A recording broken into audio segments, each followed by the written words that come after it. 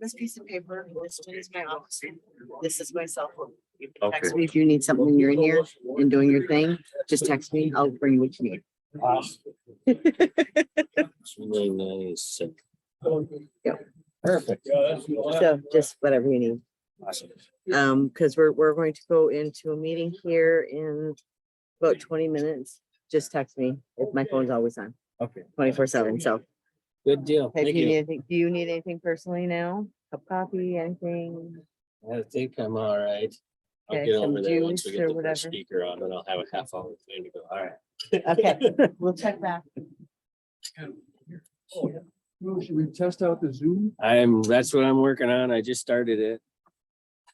Okay, you got enough of I don't know if anybody can hear me at all, but.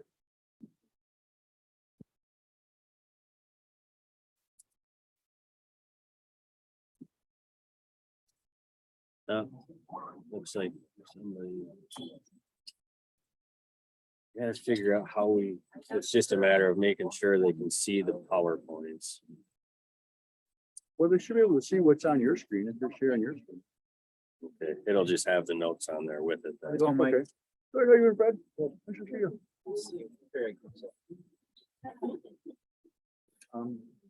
This is.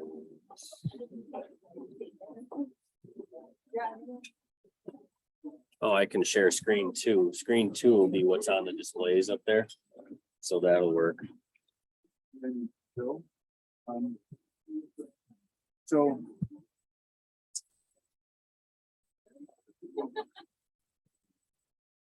Want me to put my PowerPoint on there, or did I Which emailed one? it to you, the Stephen Hamlin presentation? Uh, This is in the first section.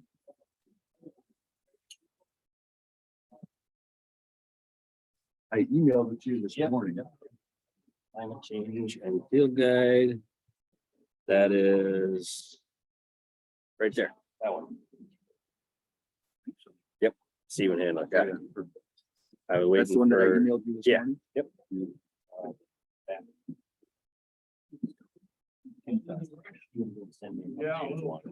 He's here this morning. Yeah, he was just walked over here with He's in you. the back row with his lap.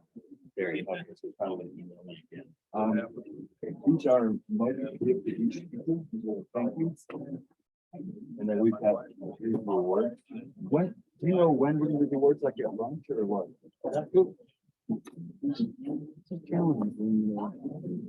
Craig's not here, he's the awards guy. Alex is always here. How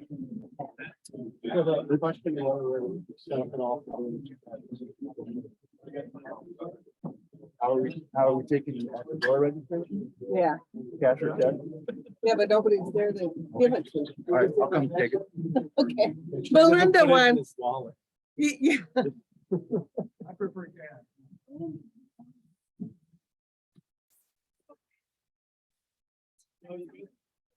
I think so. Joe, what do we do? Right. Oh, I don't know if we're set up for that, but let's go ask Joe. I'm sorry. It's like, same company. It's all good. Yeah. What's a few gray hairs, you know?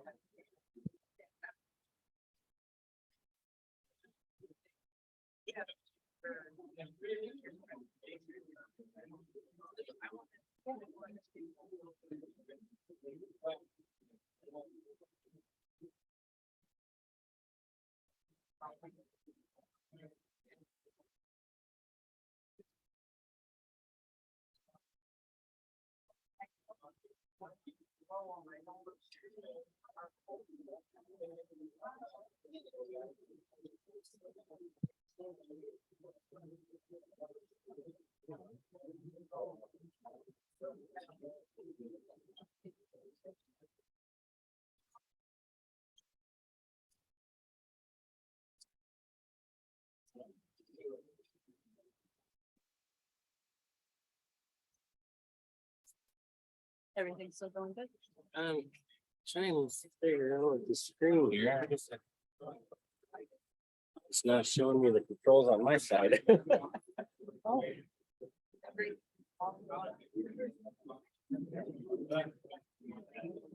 Technology's great. When it works. Yeah, it's not sharing. Ah.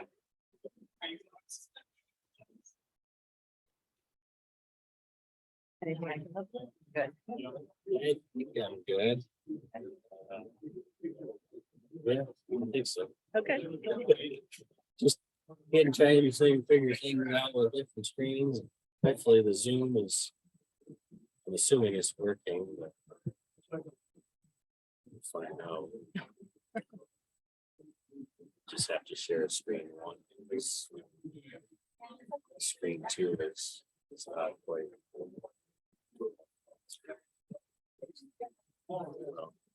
What if you can you split screen or no? Okay, never mind. I don't know if you can or not either. I'm not on the other side, you know what I mean? Yeah. I'm hoping that it looks like it should be going through.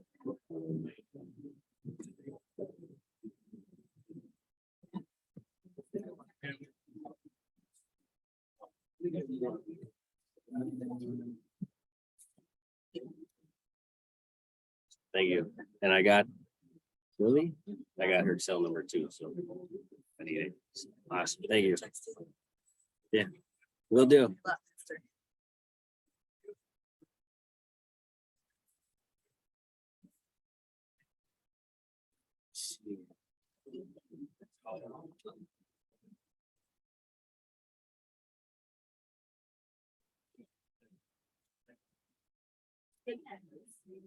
Jeez.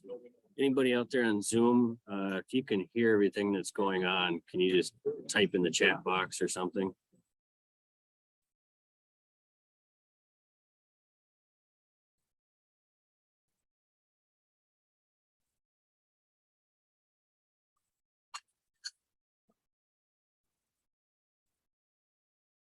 I see some hands raised.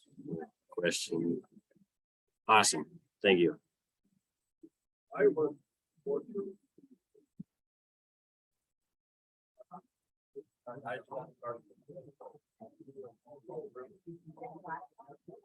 It is. Our state, Columbus State.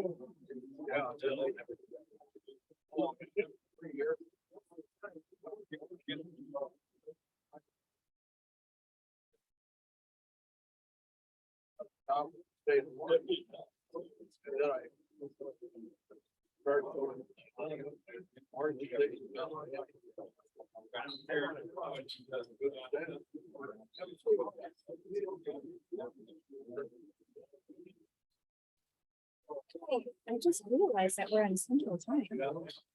We operate on Eastern time though. We are? Yeah, the Oh. time zone is like right up the road, like a couple hundred yards almost from the casino entrance. But they do everything on Eastern time. Yep, yep. So we could be starting. soon. In 7 minutes. Yep.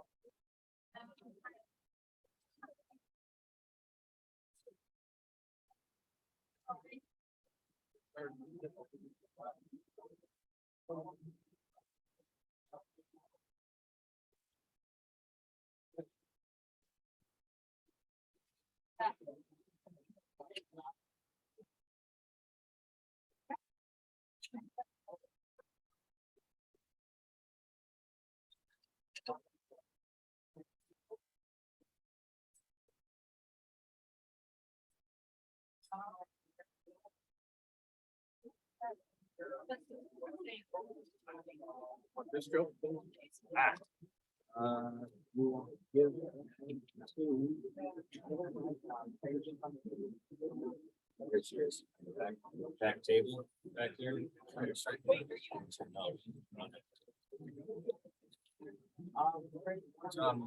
Play it. Fancy. Oh, and they didn't have to put that on there. They just told them they just put their logo on. Oh. It was going. Oh, nope. Oh, well. All right, we get sponsor. Yeah. Ryan. Yeah. Just gotta get one more presentation. I'll have the first three on before the first. So who break. is it? What's that? She's on the back table. She's got the maroon. Her kind of burgundy shirt on. The far back table. Yeah, straight back by the screen back there. One thing, Alex, maybe this isn't the time, but an announcement about the tours tomorrow, like where to meet. Dan Clark was like wanting people to carpool. So it's food. I can touch base with you in a second. Thought Dan wasn't gonna be here today, but Dan Clark? when he's presenting, but then one of the other guys said, no, he's supposed to be here. I don't see him yet. In true fashion, I'm sure this is gonna be a late start, you know, people are still trickling in. Let me know if you need anything. I'm gonna go stand outside. We're in Eastern. So 8:46, yeah.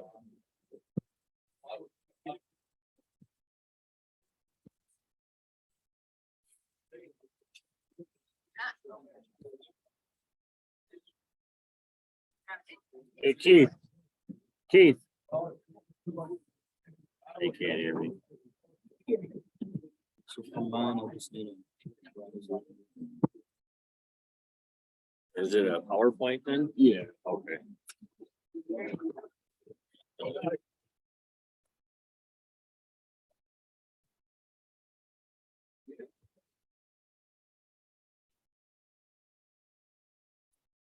Howdy, howdy. Good morning.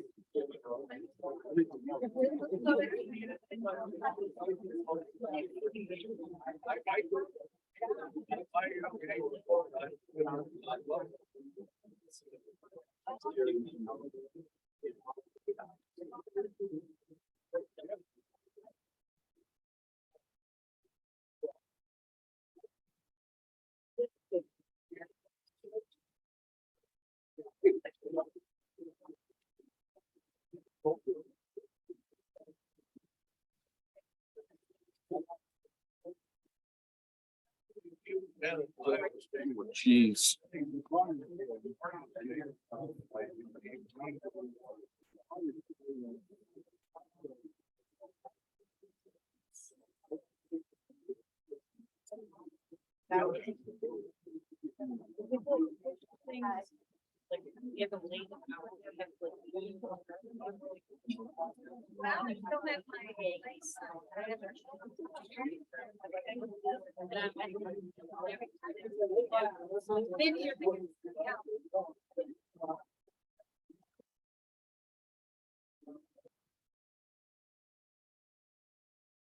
So I'm still down there.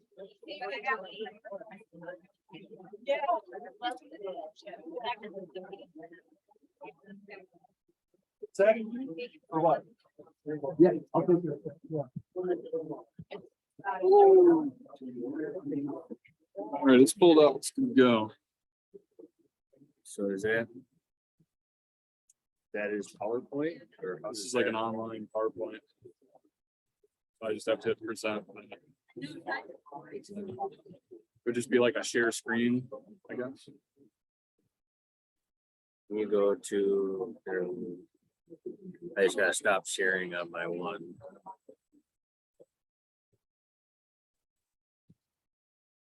Now, if you hit present, you're saying, That'll make it go full screen. I think I'm like on the Zoom, you just have to like hit share screen and then pick this browser. but how will it go to these other ones? So if I hit present like this on standard, right? Yeah. That'll make it.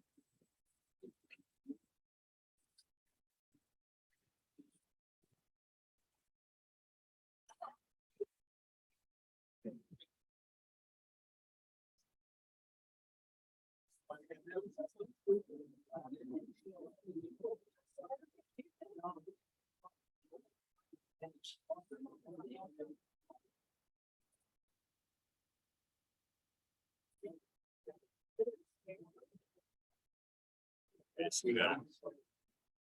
All you have to screen sharing on the side. We're gonna have to drag it Yeah. over. So you can do it with So just any do, window. just do full screen and drag it over and hit maximize. It's gonna kind of wonky on seeing it, but Yeah. Kinda weird. okay.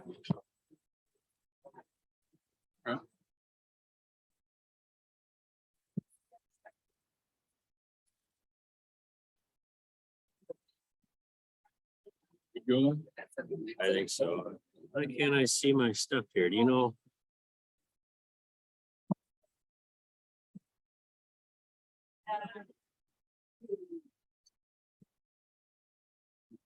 Where'd my Zoom thing go? It should be it. It's full screen. now.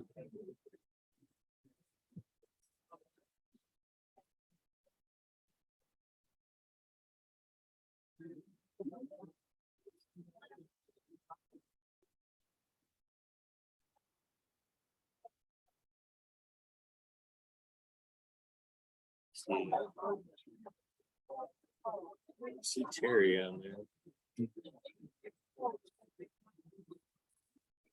All right. Yep, yep.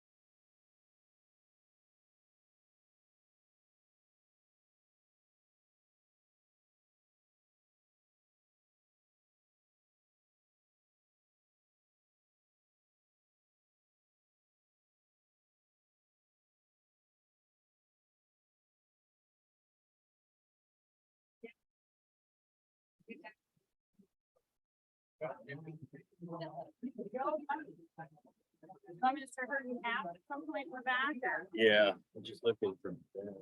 And then, venturing? Stefan? yeah.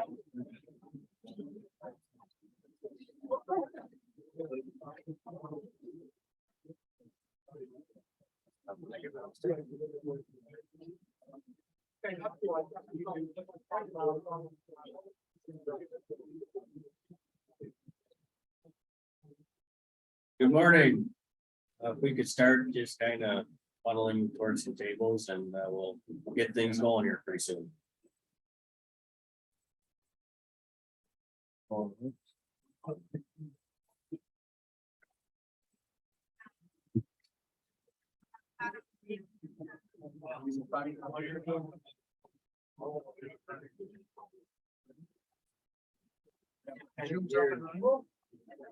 How many people are on Zoom right now?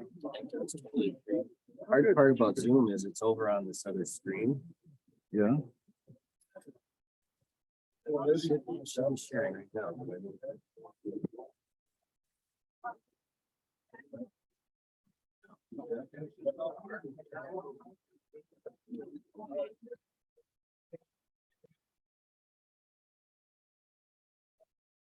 Oh, I didn't click share, but it'll be on the second screen.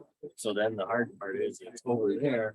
We gotta kind of look over there to bring it back. So you I got can't- screen one here, you got your screen two. Screen two there. That's how it's set up. Otherwise, I have it on screen one and they're just seeing, I just put it on screen one. Then they'll see the presenter notes, but that's, you know. Right now, we've got 28. Okay. Here's Something like 35 are signed up, you know, we didn't charge them. So is Terry on? I don't see Terry, I just.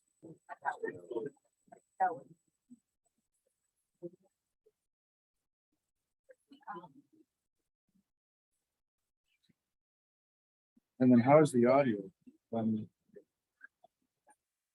You just heard the first, what I did on that one, so we've got 3 microphones. The clicker does work, it's plugged in here, unless they need the USB stick. So- Cool. Good luck, Joe.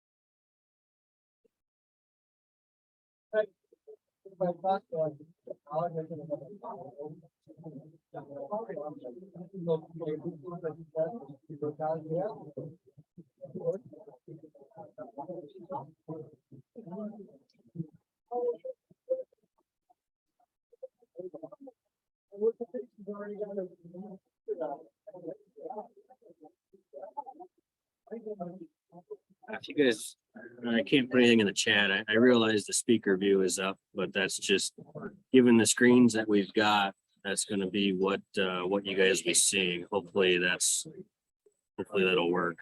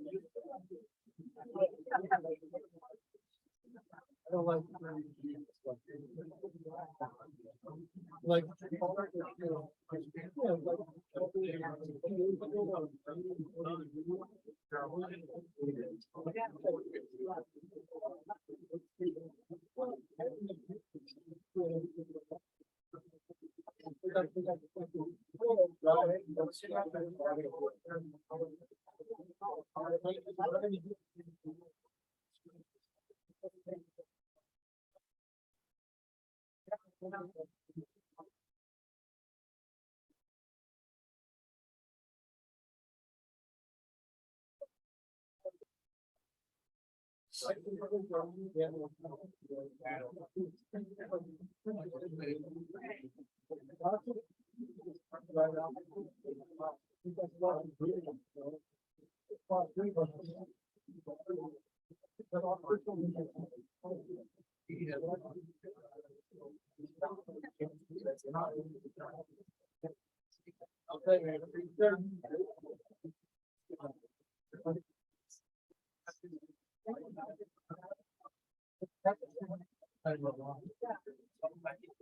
don't see Terry.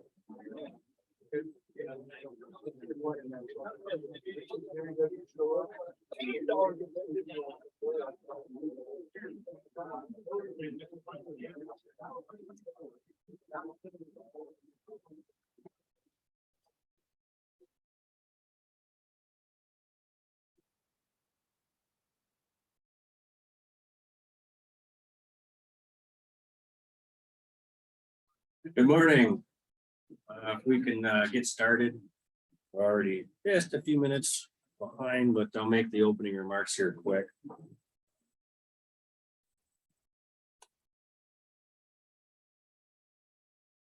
All right, I'm Joe Huber. I'm the vice chair for Michigan SAF, also a forester with Lime Great Lakes Timberlands.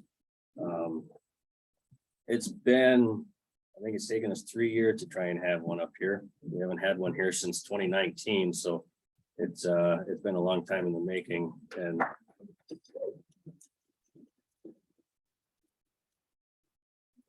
my counterpart, Alex Classic, who did a lot of the legwork and getting this up and running and everything lined up, unfortunately couldn't be here. He's at a wedding down in Wisconsin, so here I am.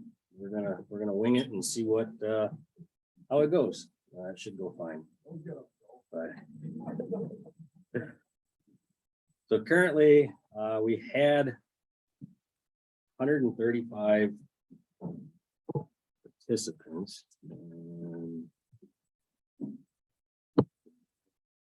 So I think we have just a little bit more than 135. We had 25 on Zoom, and currently we have 31 on Zoom. So we've gone over that number. All from all sectors of forestry, and we've got the sign-up sheet outside for continuing forestry credits today.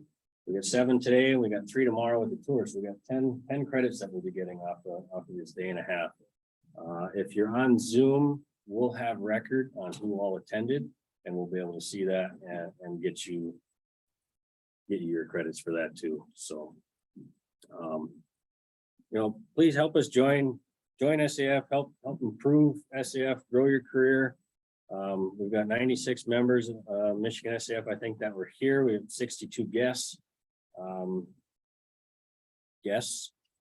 I think we do have sign-up sheets to register for being a member of SAF somewhere around here. No? Oh, okay. Well, we can find it online. So we've also got 15 students here. So foresters, if you're hiring in the next 12 months, the students, if anybody here, employers are hiring within the next 12 months, if you could please stand up. And students, take a look around, see who you should be going and talking to during these breaks. So we've got 3 from Michigan State, 6 from Michigan Tech, and 5 from Go Deep, correct?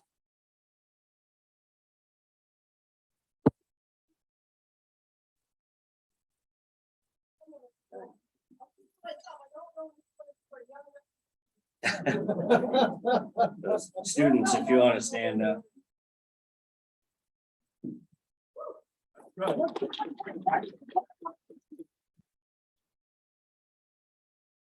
Our SAF values, relationships, our long breaks, during the day. Now you'll notice on the agenda that it doesn't have them listed as breaks. They're discussions, small group, those are networking breaks.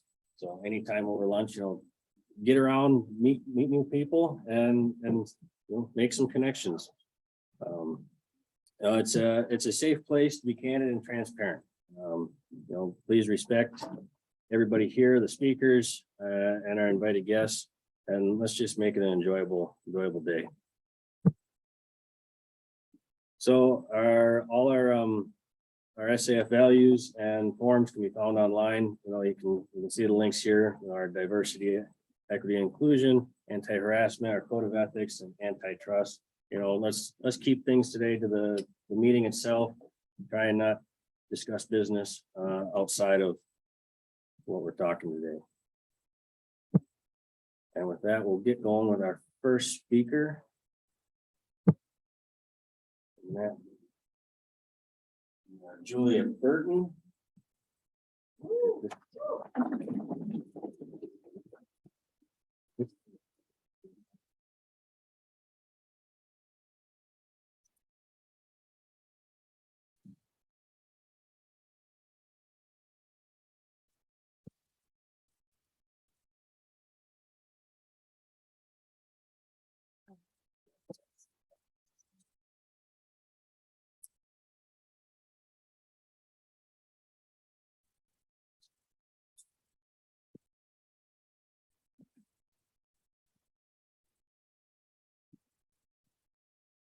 How's that? Good. Okay.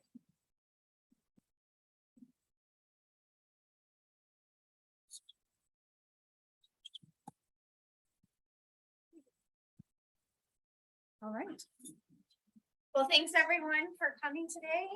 I'm really excited to be here. Thanks to Joe and Alex and the organizing committee for inviting me. I'm going to talk a little bit today about a new experiment that we're doing at Michigan Tech on the Ford Forest called Adaptive Capacity through Silviculture.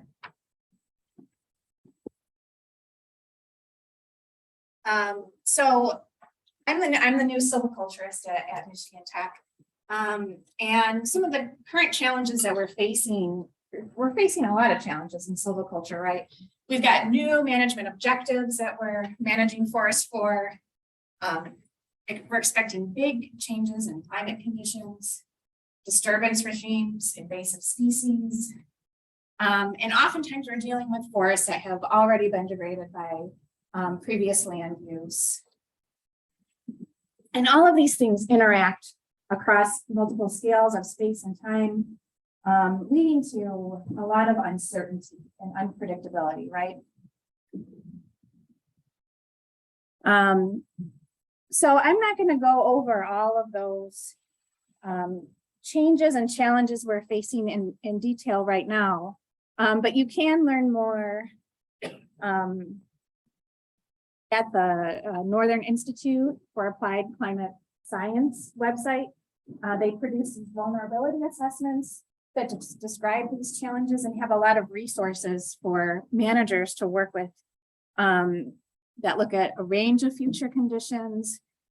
They don't make specific recommendations, but provide some ideas and tools for thinking about how to address these things.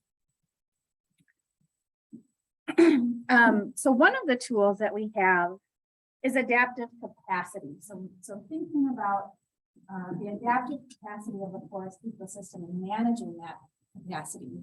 And so when I say adaptive capacity, what I mean is the ability of forests to provide desired ecosystem services, timber production, carbon storage, sequestration, wildlife habitat, et cetera, in the face of change, or the ability of the ecosystem to adjust its structure, configuration, species composition, or feedbacks in response to external forces.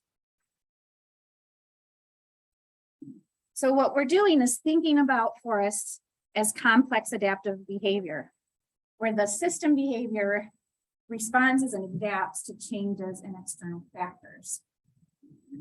And this is really an emergent property of interactions among multiple components of the ecosystem. For example, we know that the overstory interacts with tree regeneration processes and the understory, and all those system components interact to produce the conditions of the forest and the ecosystem services that the forest provides. So this framework of managing forests as complex adaptive systems gives us the conceptual experimental and analytical tools for understanding changes and improving our silvicultural management to sustain ecosystem services in the context of change.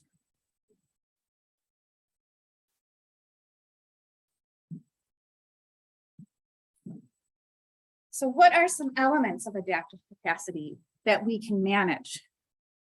Structural complexity, we often think about structure, whether that's the size structure of the stand, the age structure, density, relative density. We can also think of it in terms of a functional complexity, thinking about variation in species composition and diversity. And not only species, but the traits of those species. So thinking about variation in trait composition in diversity.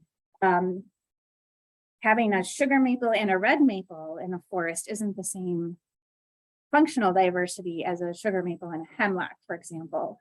So thinking about species in terms of their traits and increasing diversity in terms of species, but also traits. For example, there are these leaf traits, morphological and physiological traits associated with the leaf economic spectrum, which contrasts trees with short-lived leaves that photosynthesize really rapidly, and those trees grow really fast.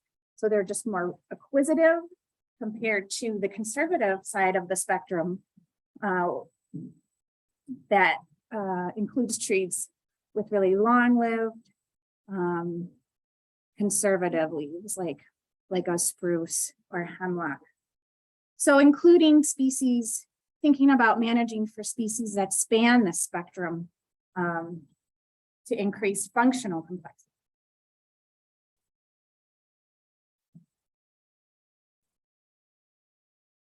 And so by increasing structural and functional complexity, we're really better able to hedge our bets against climate change and other changes and uncertainty that will help us maintain ecosystem services in the context of climate change.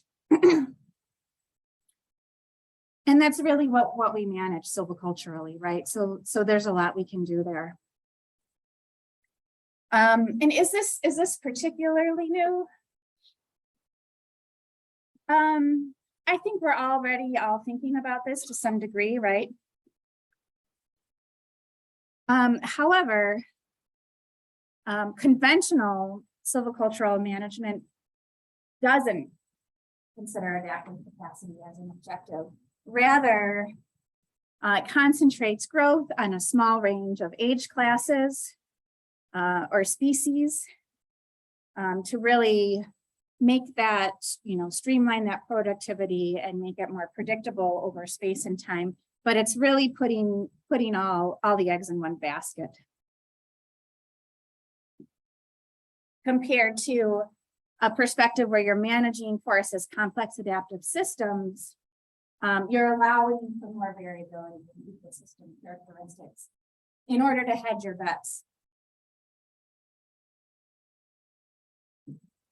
So really, the conventional management systems represent a very narrow target of ecosystem characteristics compared to managing forests as complex adaptive systems or adaptive capacity.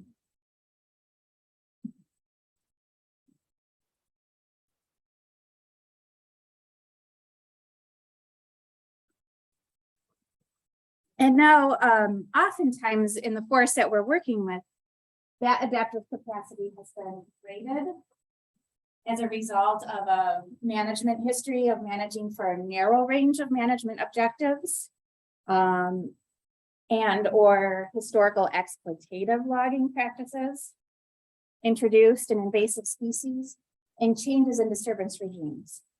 So we often need to restore that adaptive capacity to begin with. Think about restoring it. We're not, our forests right now don't have a lot of adaptive capacity. And we've also thinking about climate change, exceeding rates of climate change, exceeding the capability of tree species to migrate to new suitable conditions. We need to think about strategies for dealing with that. So as the climate change, trees at a site may become less and less adapted to that site. So thinking about strategies, building adaptive capacity through assisted migration, whether that's moving a population, enriching a population, expanding a range, or even moving a species a long way from its current distribution.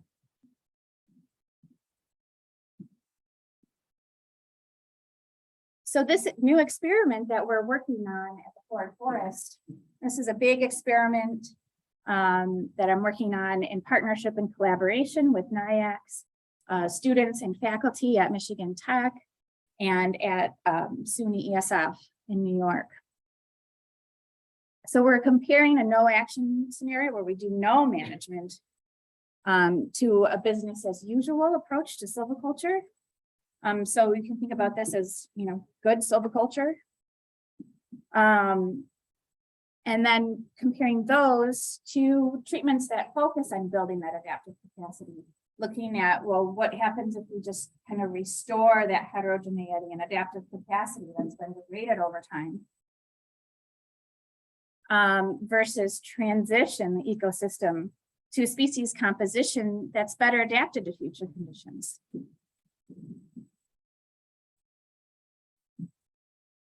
And this really follows the framework of the Adaptive Silviculture for Climate Change network of experiments that looks at the resistance, resilience, and transition strategies. So the business as usual is analogous to a resistance strategy where we're improving the defenses of the forest against disturbance and climate change, but maintaining relatively unchanged conditions. Compared to the resilience, where we're accommodating some degree of change and returning to a prior reference condition following disturbance. And finally, the transition, we're intentionally facilitating that change and enabling the ecosystem to respond to changing and new conditions.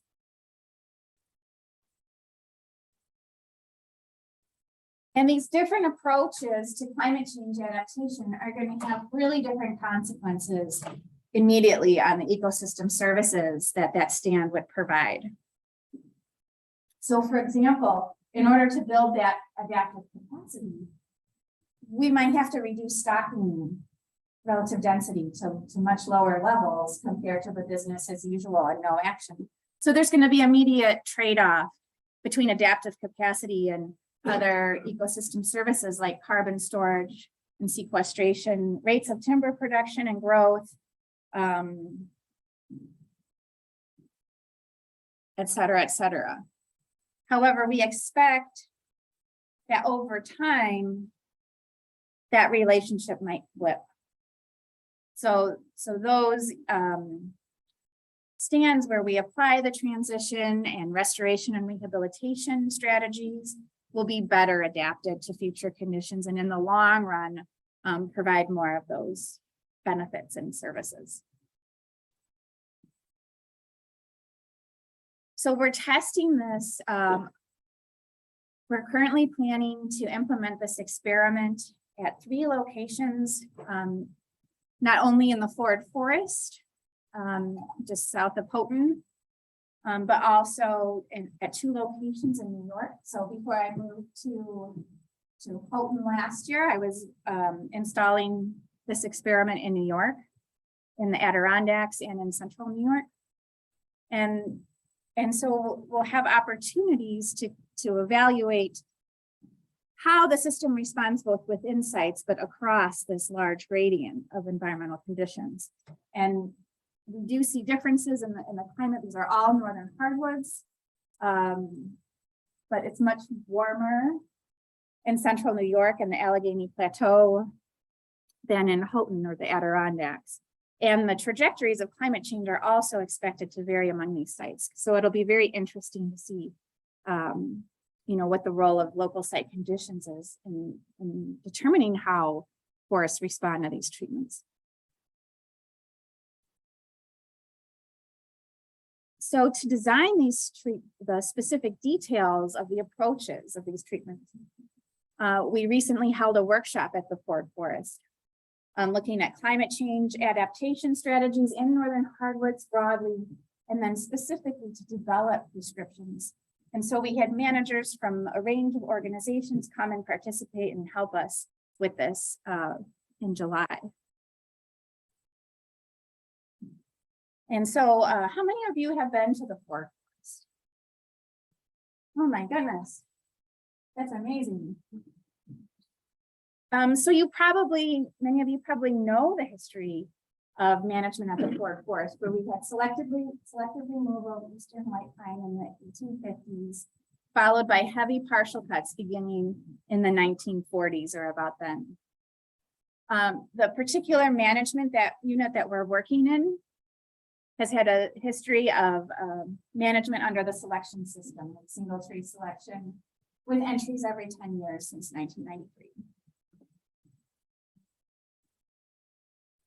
So there's the unit that we're talking about. Let's see. There's the Ford Center. So you can kind of just walk to it from the Ford Center. How many of you remember this unit? It's a nice unit, right? Here's another look at it. So it's dominated by upland northern hardwoods, but there's some wet depressions that are dominated by conifers and patches of hemlock as well. And so those will be excluded from the treatments. We're just focusing on the upland northern hardwoods.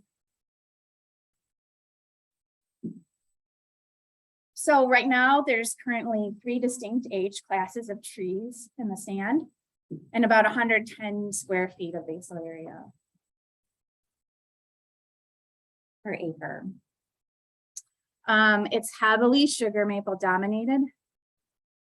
This diameter distribution includes the patches of hemlock. So conifers are over and green are overrepresented compared to the areas that we'll be treating.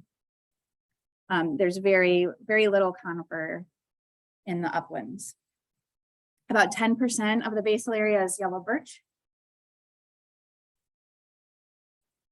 So here's a look at the unit in the spring. It's a very productive, really nice, high quality site. The ATD habitat type. Lots of advanced regeneration in the understory. And habitat, high quality habitat indicators like trillium, diverse spring ephemeral community, wild leeks, maidenhair fern. What else? Lots and lots of advanced regeneration. We've got moderate levels of earthworm invasion, low volumes of coarse woody debris.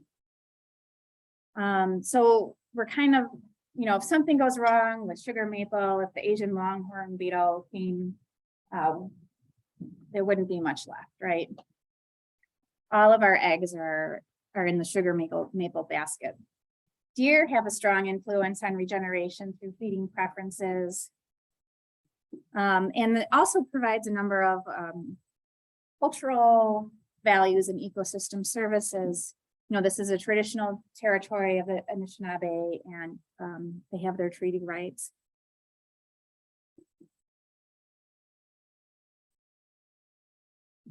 Okay, so what are the treatments then? So with the business as usual, now this is again similar to a resistance strategy. We want to maintain current composition dominated by sugar maple and structure. So sustaining a multi-age structure, maintaining and increasing quality and vigor across all size classes, initiating a new cohort, and maintaining or increasing productivity.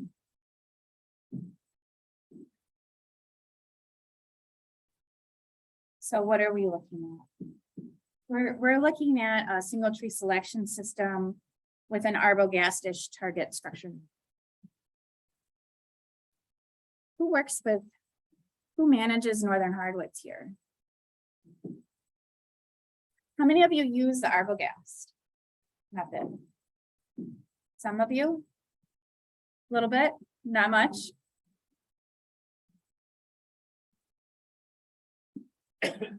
Well, this is a good business as usual strategy, I guess, for the forest. Where we already have these uneven age stands that we're working with.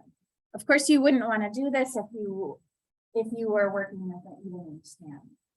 That's, violating the first commandment of silviculture is, thou shalt not apply uneven age silvicultural strategies in an even age stand. So if you're working with an even age stand or a different land ownership, this might not be your business as usual. So here we're working with an arbogast target structure. So that's a reverse J with multiple Q factors. A target structure of 80 square feet per acre. We're regenerating the mature size class and tending the immature size classes. Now, as the teacher in me was very tempted to walk everyone through how we get this target structure and create the marking guide, but I resisted that temptation. If you are interested, I or any of my students would be happy to do that. I can send you my spreadsheet.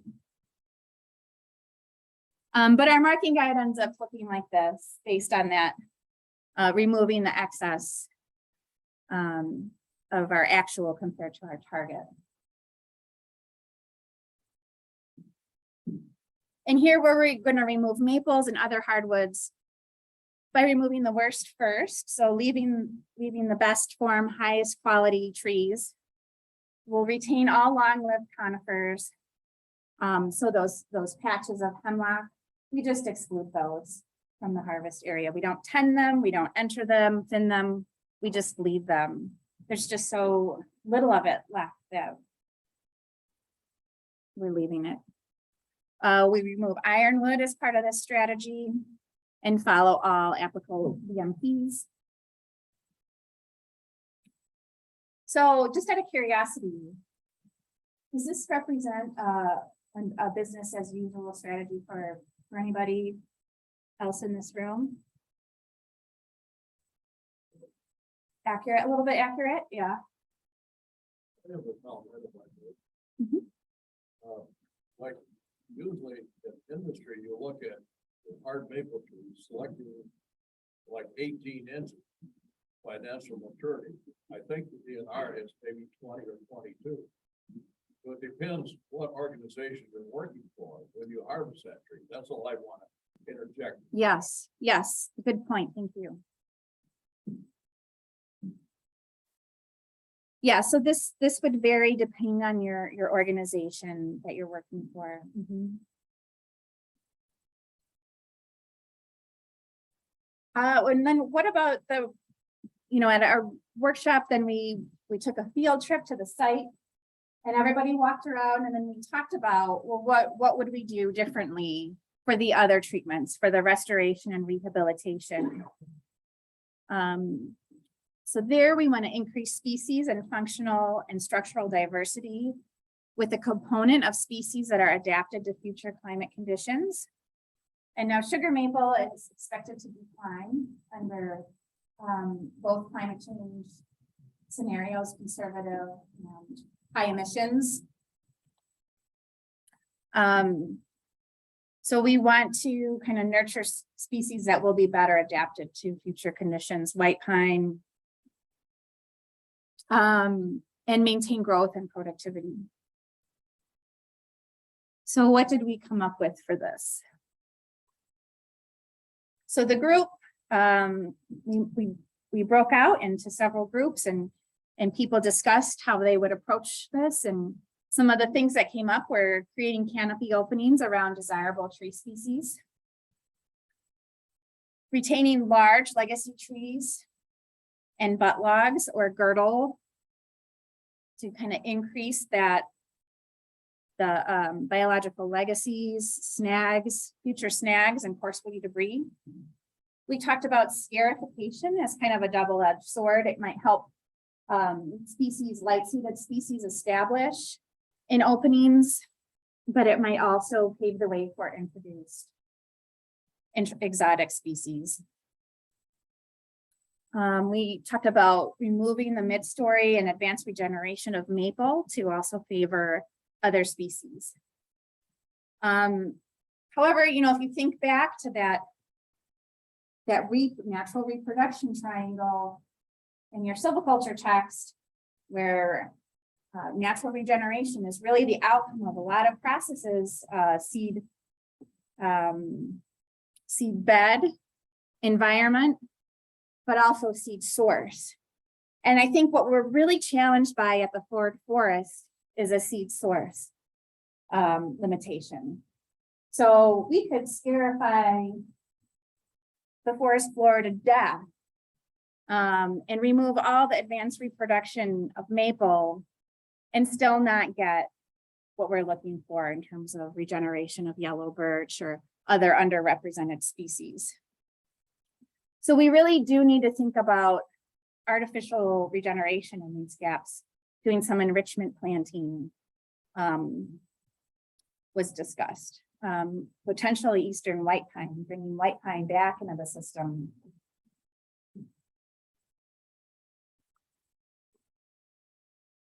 And finally, we discussed a transition strategy. And here we're looking to increase the abundance of tree species better adapted to tolerate future environmental conditions and disturbance. And again, we want to think about that functional diversity component. So not just thinking about one species, but species with a range of traits in order to hedge our bets. And we're going to strive for existing productivity levels, but with a different suite of species. And allow disturbance or stressors to kind of filter and select the best species for the site. So again, we kind of broke out into our groups and discussed what we would do. And we used the Climate Change Tree Atlas and some resources that NIAX has put together to kind of summarize predictions from the Climate Change Tree Atlas to identify suitable transition species. So yet another great resource provided by NIAX that I believe Mike Smulligan is going to be discussing today. And we discussed different approaches. So then after we identify species that we would plant, you know, how are we going to introduce them into the site?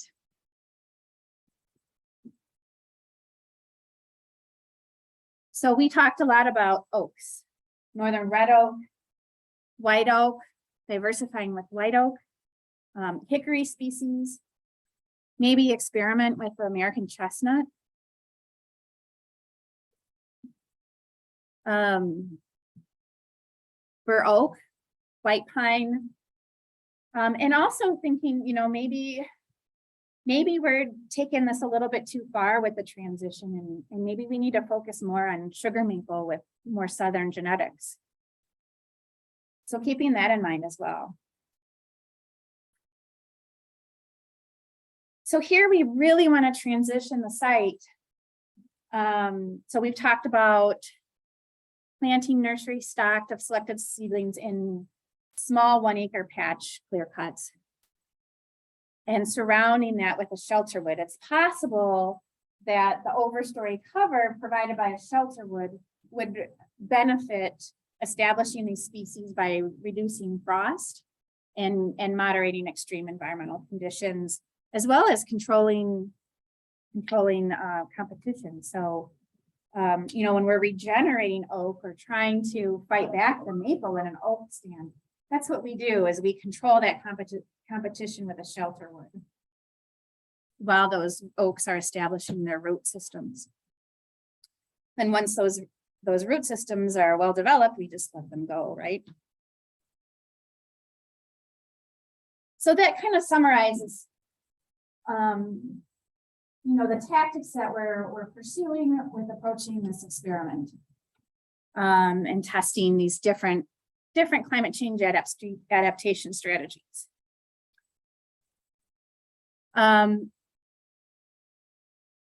We've delineated management units, so each treatment will be replicated twice with a minimum unit size of about 10 acres. So here's just kind of the northern portion of the whole management unit site. And each dot within the units represents a location of a permanent sampling plot. So we installed all these plots at a really high sampling intensity, 2.5 plus plots per acre. And we use fixed area plots to sample the overstory saplings and understory vegetation. So we did that all this summer. We had the workshop to design the prescriptions. We expect to implement the prescriptions over the next year or two. And we're working with Rex Genoviak at Green Timber to do that. We'll plant the seedlings immediately in the spring following treatment implementation. We'll build deer exclosures to control for the effects of deer. And onward collect data on the treatment response.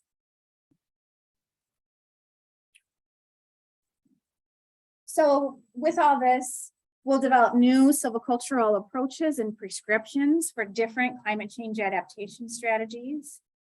This is a picture of the graduate students and undergraduate students who worked with me this summer to install all these plots and lay out the treatment units. We'll have a new program of long-term research. We'll be able to compare responses of sites across this gradient of climate conditions that from Michigan's Upper Peninsula to New York. This is a really great opportunity for demonstration and outreach, as well as teaching. And there'll be opportunities to build the network to accommodate new research questions. And one example of that is we've been looking at developing proposals to use drones and LiDAR collected from drones to identify sugar maple with southern genetics. So we think the sugar maple with southern genetics leaf out later than sugar maple with more northern genetics. And so at any given site, you have like a range of some genetic diversity. And so we think with LiDAR, we can identify sugar maple trees with more southern genetics and develop systems of marking those trees for retention and the more northern genetics for removal in order to maintain that sugar maple dominated stand and those northern hardwoods that we value so much, but increase local adaptation within climate change. So that's one opportunity to expand this experiment to accommodate new research questions. This transition, we don't really want, I don't particularly want to change all the northern hardwood forests to oak. I don't think any of us want that. But we need to be thinking about this, and what we do might depend on where we are in the landscape. So we've got a lot of work and a lot of challenges ahead of us. I think we're up for it. We've got some, great students who are really enthusiastic and have dedicated a lot to this. Managers who have partnered with us and helped us design these approaches, and looking forward and working with NIAX, and particularly Maria Genoviak And so looking forward to seeing where this goes, and appreciate your attention and would love any feedback or questions you have for me. Why did you remove the ironwood? Ironwood that's kind of a business as usual practice in the region. The deer help facilitate, ironwood dominance, particularly in openings. So it's kind of a business as usual practice to take the ironwood out. Mhm. One thing, have you ever considered black walnut? That's resistant to warmer temperature. And it's a very valuable tree species for lumber, veneer. Yeah, we are. Black walnut is a good species that we identified that will be appropriate in our site in New York on the Allegheny Plateau. I don't think it was identified as being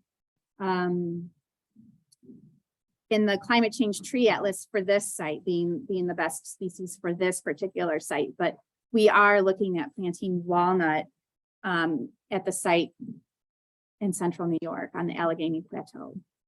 Just one other question, like you have maple, like any species will adapt to the change. Well, this sugar maple that we have, like, will that gradually adapt to, as you say, the warming of the weather? Over time. Yeah. We don't really know that, do we?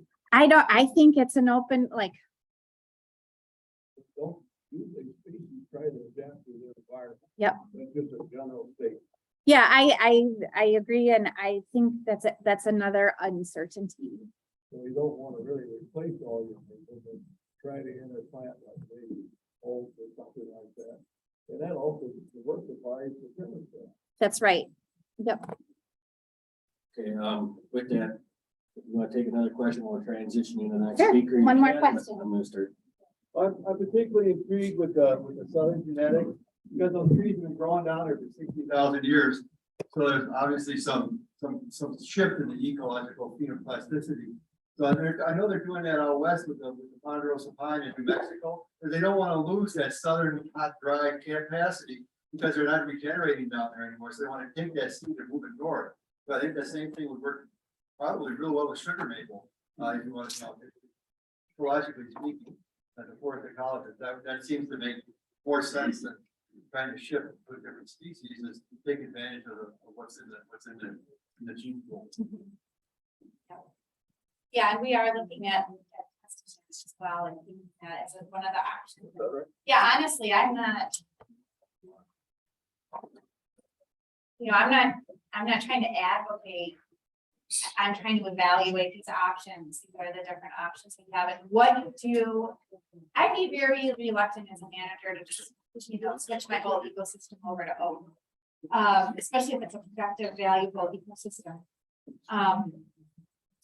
But these are, so we're just evaluating different options, and what you do might vary, where you are on the landscape, what the vulnerabilities are. Thank you so much. Awesome. Thank you, Julia.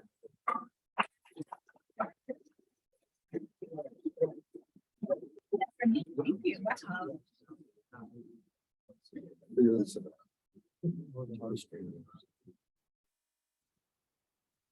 Hopefully that works.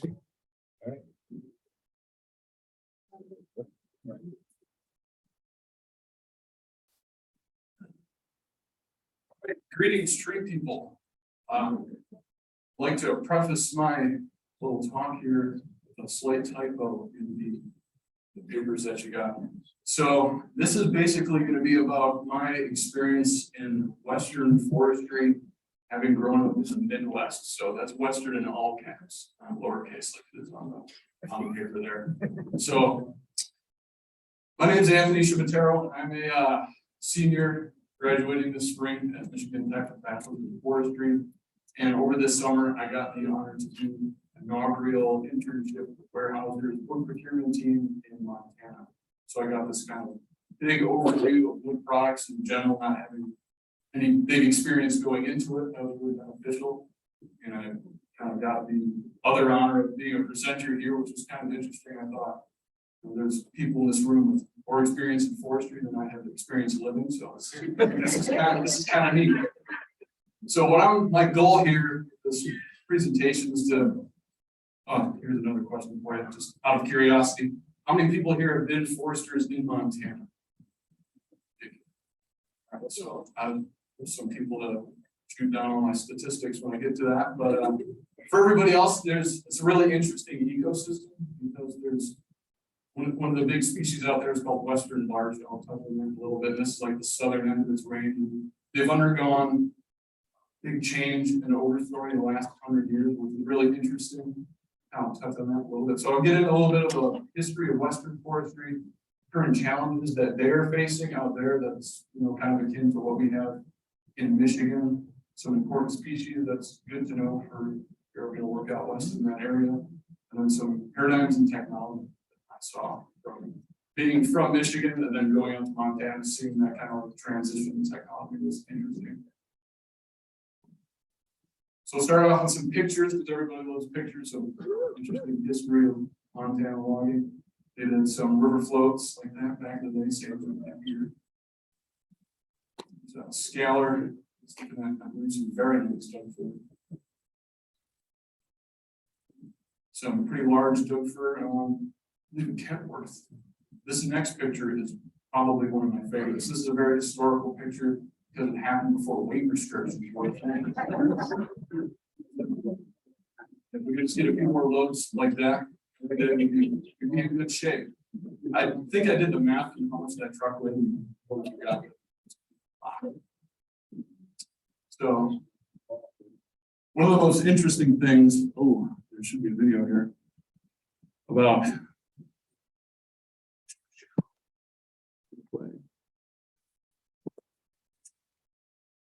no, maybe.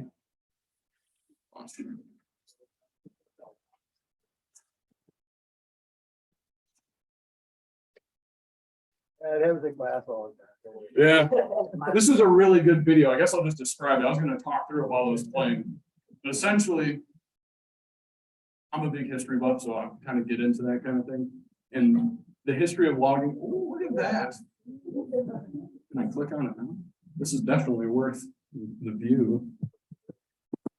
Oh no. All right, we'll give it time to think. But so the history of logging in Michigan, as we all know, it went through like the eras. You had the white pine era, which some of you were there for that, and then like the tan bark era. Back in those days, photography was just kind of getting its start. So we have like this idea of what large canopies were like back in the day, because we had some pictures and we've done some modeling to go back and say, oh, it was like this.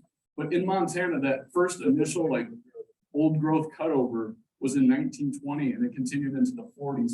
So not only do we have pictures of it, we actually have videos of them doing the logging of the old growth. We can actually see in like almost like real time what it looked like in the day. So this video, if it would play, I don't think it's going to, but it's like 30 minutes long. If you want this video, I can send it to you later. You have to have like a link to get to it, but it actually shows the part of the Conrad family. They were really big. This is in Kalispell, Montana.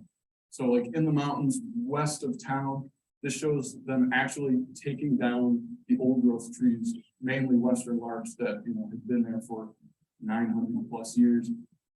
And in the video, what's also really interesting, again, I wish you could see it, but they're cutting down these trees. There's a lot of different clips and things, but you can see the understory and a lot of the clips, and you can see like the small dug fir that were kind of like growing in the understory that had been there for like 80 plus years. And occasionally, if you can watch the video, you can see some of them in the overstory. And it was interesting to see that because when you remove an entire old growth overstory that's kind of like shading out everything underneath, and you get those trees that would fall over and you get gap regeneration. If you just completely just slick off the mountainsides and you leave all that stuff that was in the shade for a long time, I think we all know what happens because that happened in the Upper Peninsula with sugar maple. So we have that kind of similar concepts going on. So now, if you look at the overstory of like Montana and the Intermountain region, all Doug fir as far as the eye can see. And this is not a coastal Doug fir that's, on the West Coast that's famous for growing massive in Vancouver. This is like Intermountain Doug fir. I think it's the same species, but don't quote me on anything. And, it wasn't meant to be here originally. Originally, this was large, Western large trees that had persisted on the landscape for a long, long time. And now we have I'm not going to say monoculture, they don't like that word. It's called it's a pure stand of Doug fir that's super dense. It's all the same height. It's about 100 years old. And if you go out there and you start looking at the trees, I think we all know what a conifer looks like. Your classic, it has like a cone, like a nice terminal leader, it's cone shaped. If you start looking at these trees a little closer, you'll see that they're all starting to like round off. They call it round top fir. So you can kind of look at the trees and just visually see that they're not doing too well, essentially.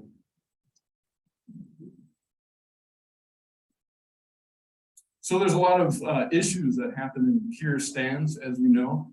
One that they are currently experiencing is the Doug fir bark beetle.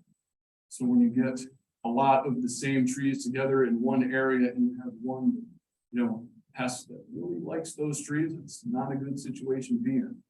So along with having super dense trees, they're all sort of like aging out, and then you have infestations coming in. Not a good combination. And one of the things that you look for if you're out there doing forestry in Montana is patches of dead tree. So I think we probably have something similar in Michigan, but if you see, a lot of times they'll start off with just like one Doug fir that was stressed for whatever reason, or maybe like after a fire, a big stress event happens, the beetles will move in and then they'll start killing trees. And then you'll have what they call red fir. Well, before that, you see trees with needles that turn like a light green. It means the beetles in the tree, it's going to die. The year after, the needles will turn red, it will still hold its needles. Then the year after that, this is just like generally speaking, then the needles drop and you pretty much lost that tree. It's now rotten. So you have that like 3-year window. It's just kind of like a general timeline when you're out looking at the woods, so to speak. So this is just a picture I found. These are all pictures I took over the summer. So this was a cable yarding operation, which I'll get into again a little bit later on. But if you can see, if you're looking at this, just walking through the woods, you probably wouldn't know it if you weren't looking for it, but you'll see like in the corner there, there's some dead trees. There's some dead trees up here. And then there's a really big patch right here. So it kind of starts where those dead trees are. That's, the beetles already killed that tree. And it's like slowly moving out.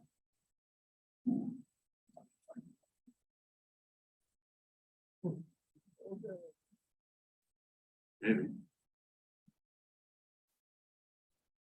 Oh, all right. I was just too far away, maybe. So, again, this is kind of like a compounding issue. You have these pure stands of Doug fir. You have these beetles going after the trees.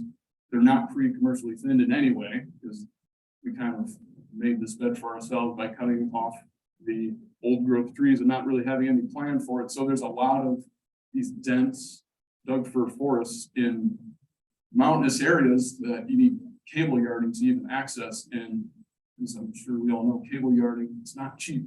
If you're going after maybe stud logs, definitely no peelers out there, but if you're going after fence posts on expensive roads and steep terrain, cable yarding, it's not particularly attractive to contractors. Believe it or not. What's the average size of a Doug fir tree? deviate in height? I would say height in like the hardcore intermountain regions, because this is like western Montana, but it varies. If you go in like the Idaho panhandle, you get sort of a rain shadow, so you get better growth out there. But in this area, 100 feet, 150 feet maximum height. DBH, it depends. A lot of them, if they're grown in really dense, unmaintained stands, maybe 20 inches max, but you'll get the occasional ones in the overstory that are actually pretty nice. The industry would call that juice. So this is another good example of just one I was able to find when I was going through my pictures. But you can see some healthy trees, respectively, that are like Over here, got some nice conical tops. Then you have trees kind of like this one. That's a fir. I believe that one's a fir. So that terminal leader, you can't even see it anymore. It's pretty much slowed down to the point where it's not putting on any more growth. And that is the story with a lot of trees in the Intermountain areas. Just because the overstory there right now, this Doug fir forest that we have, it was never there historically. And we're trying to transition that out of that, and depending on who you work for and who's doing the marketing, etc., they may try and keep some of these Doug fir, and then at the same time, having done a little bit of forestry, you look out there and say, why are you doing that? These trees they're on their way out, so why are we hanging on to them? But that's for debate. Sure. Yeah, after the launch of Western March, didn't that have a seed source that should have regenerated? Larch are a very kind of finicky tree. I'll get into that in just a second here, but yes. So what does all that lead to? It leads to unhappy foresters that have to cruise stands. This is lodgepole. This isn't actually Doug fir, but Doug fir kind of does grow like this on occasion. This is 50% slopes. This is cable yarding, and it is super dense, and you're not going to find a field like there anywhere. So who wants to go out and cut all those trees in? Not many people. And that's one of the issues that we're having out there. So a very important species in the Intermountain area is the humble Western larch. And I kind of called it like the hipster of trees, because it sees what all the other trees are doing and it does something completely in the other direction that you wouldn't expect it to. So this really interesting bullseye pattern on the tree is something that I think only the Western larch does this, but it will grow, it seeds pretty normally, so you can find it in the understory where you find other overstory larch trees. But it's like shade mid to low tolerant. It will sit in the understory for a while, and when it gets its chance, it will take off and grow a little bit. It will get shaded out pretty quickly, and then it will just sit there for a little bit. It'll start putting on, air quotes, heartwood. That's not actually real heartwood. There's a lot of specifics that go into this. I've just read a little bit of it online, but it'll start to discolor its wood, and then maybe a tree will fall down and it starts to grow again, and then it'll slow down again and grow again, slow down again. So it can put on, 10, 15 different rings of quote unquote hardwood. So that's just a little bit of like growth history about it, I guess. And the one picture on the left there, that is like the pinnacle of old growth larch trees. This was way up on a mountainside that had never been touched before. So that was like a pretty good example. I don't know what happened in the year 600 there. It was sat there for a while and then took off again. But one of the other things that you have to keep in mind when you're managing for Western larch overstory is that it needs to be maintained. Unlike the Doug fir that's out there currently, if you let it sit for too long, and this might be an exception, I don't know, but if you let these trees sit for too long, it will just stop growing. It'll see the picture on the right, it has those like on off growing periods. If it's like quote unquote off or shaded out for too long, it's just going to stop growing. It doesn't matter if you give it light again, it's just going to do its thing and not grow anymore. So the maintenance, the follow through after you come up with your silvicultural plan, your management plan, following through with that is important, especially with this species here. This is a good example of an old growth larch tree. So again, the video would have been really cool with this, but this is one that I just found out cruising. I think I wrapped the tape around the circumference was like 14 feet. And if you can kind of see with the picture on the left there, when these trees got really old, what they were characteristic of them, they would just snap off in the middle. They get rot in the center of the tree because they're very sterile, they're very fire adapted. They were like the perfect species for that dry Montana climate. But they would sometimes get fires, some rot would get in there, and then they just snap right in the middle, and then they put off new terminal leaders, sometimes like 3 of them. And then you have like 3 new tops to that tree. But if you look at it, the trees going up to around the middle of that larch, that's the height of the current overstory out there. That's like 150 feet. And that's about halfway up to where that tree would have been if it wasn't, what they call broken top. So that's just like an idea of what used to be out there compared to what is out there and how things aren't growing the way they used to. So when they were doing the logging, obviously they didn't get them all. So we have these good examples out there. And this is moving out to Montana after being in Michigan for so long is, it was like a whole like culture shock a little bit, like forestry is a little, there's things that are similar, things that are way different. But one thing that I really loved was when you go out into the woods out in Montana, because the climate is so dry, there's a lot of examples, because examples of previous forestry practices, because their original old growth cutover days were only 100 years ago. That's still out there. So if you're learning about forestry, if you're taking a landowner out in the woods, you can watch that video, watch them cut down an old growth tree, and then go out in the woods and say, there's the stump. This is what it used to look like. It was big open parks with really big trees, and then with the understory that would come up occasionally and replace that. So it's good to have these like tangible examples to kind of learn from. So in 2022, 100 years after they cut down all those big trees, that is what your larch currently looks like, the right picture. That is your literally unintended run-of-the-mill stud log. That is what larch look like. That is namely what they're looking for when they're cutting larch. Obviously, you want the peelers, but you can't have everything that we need.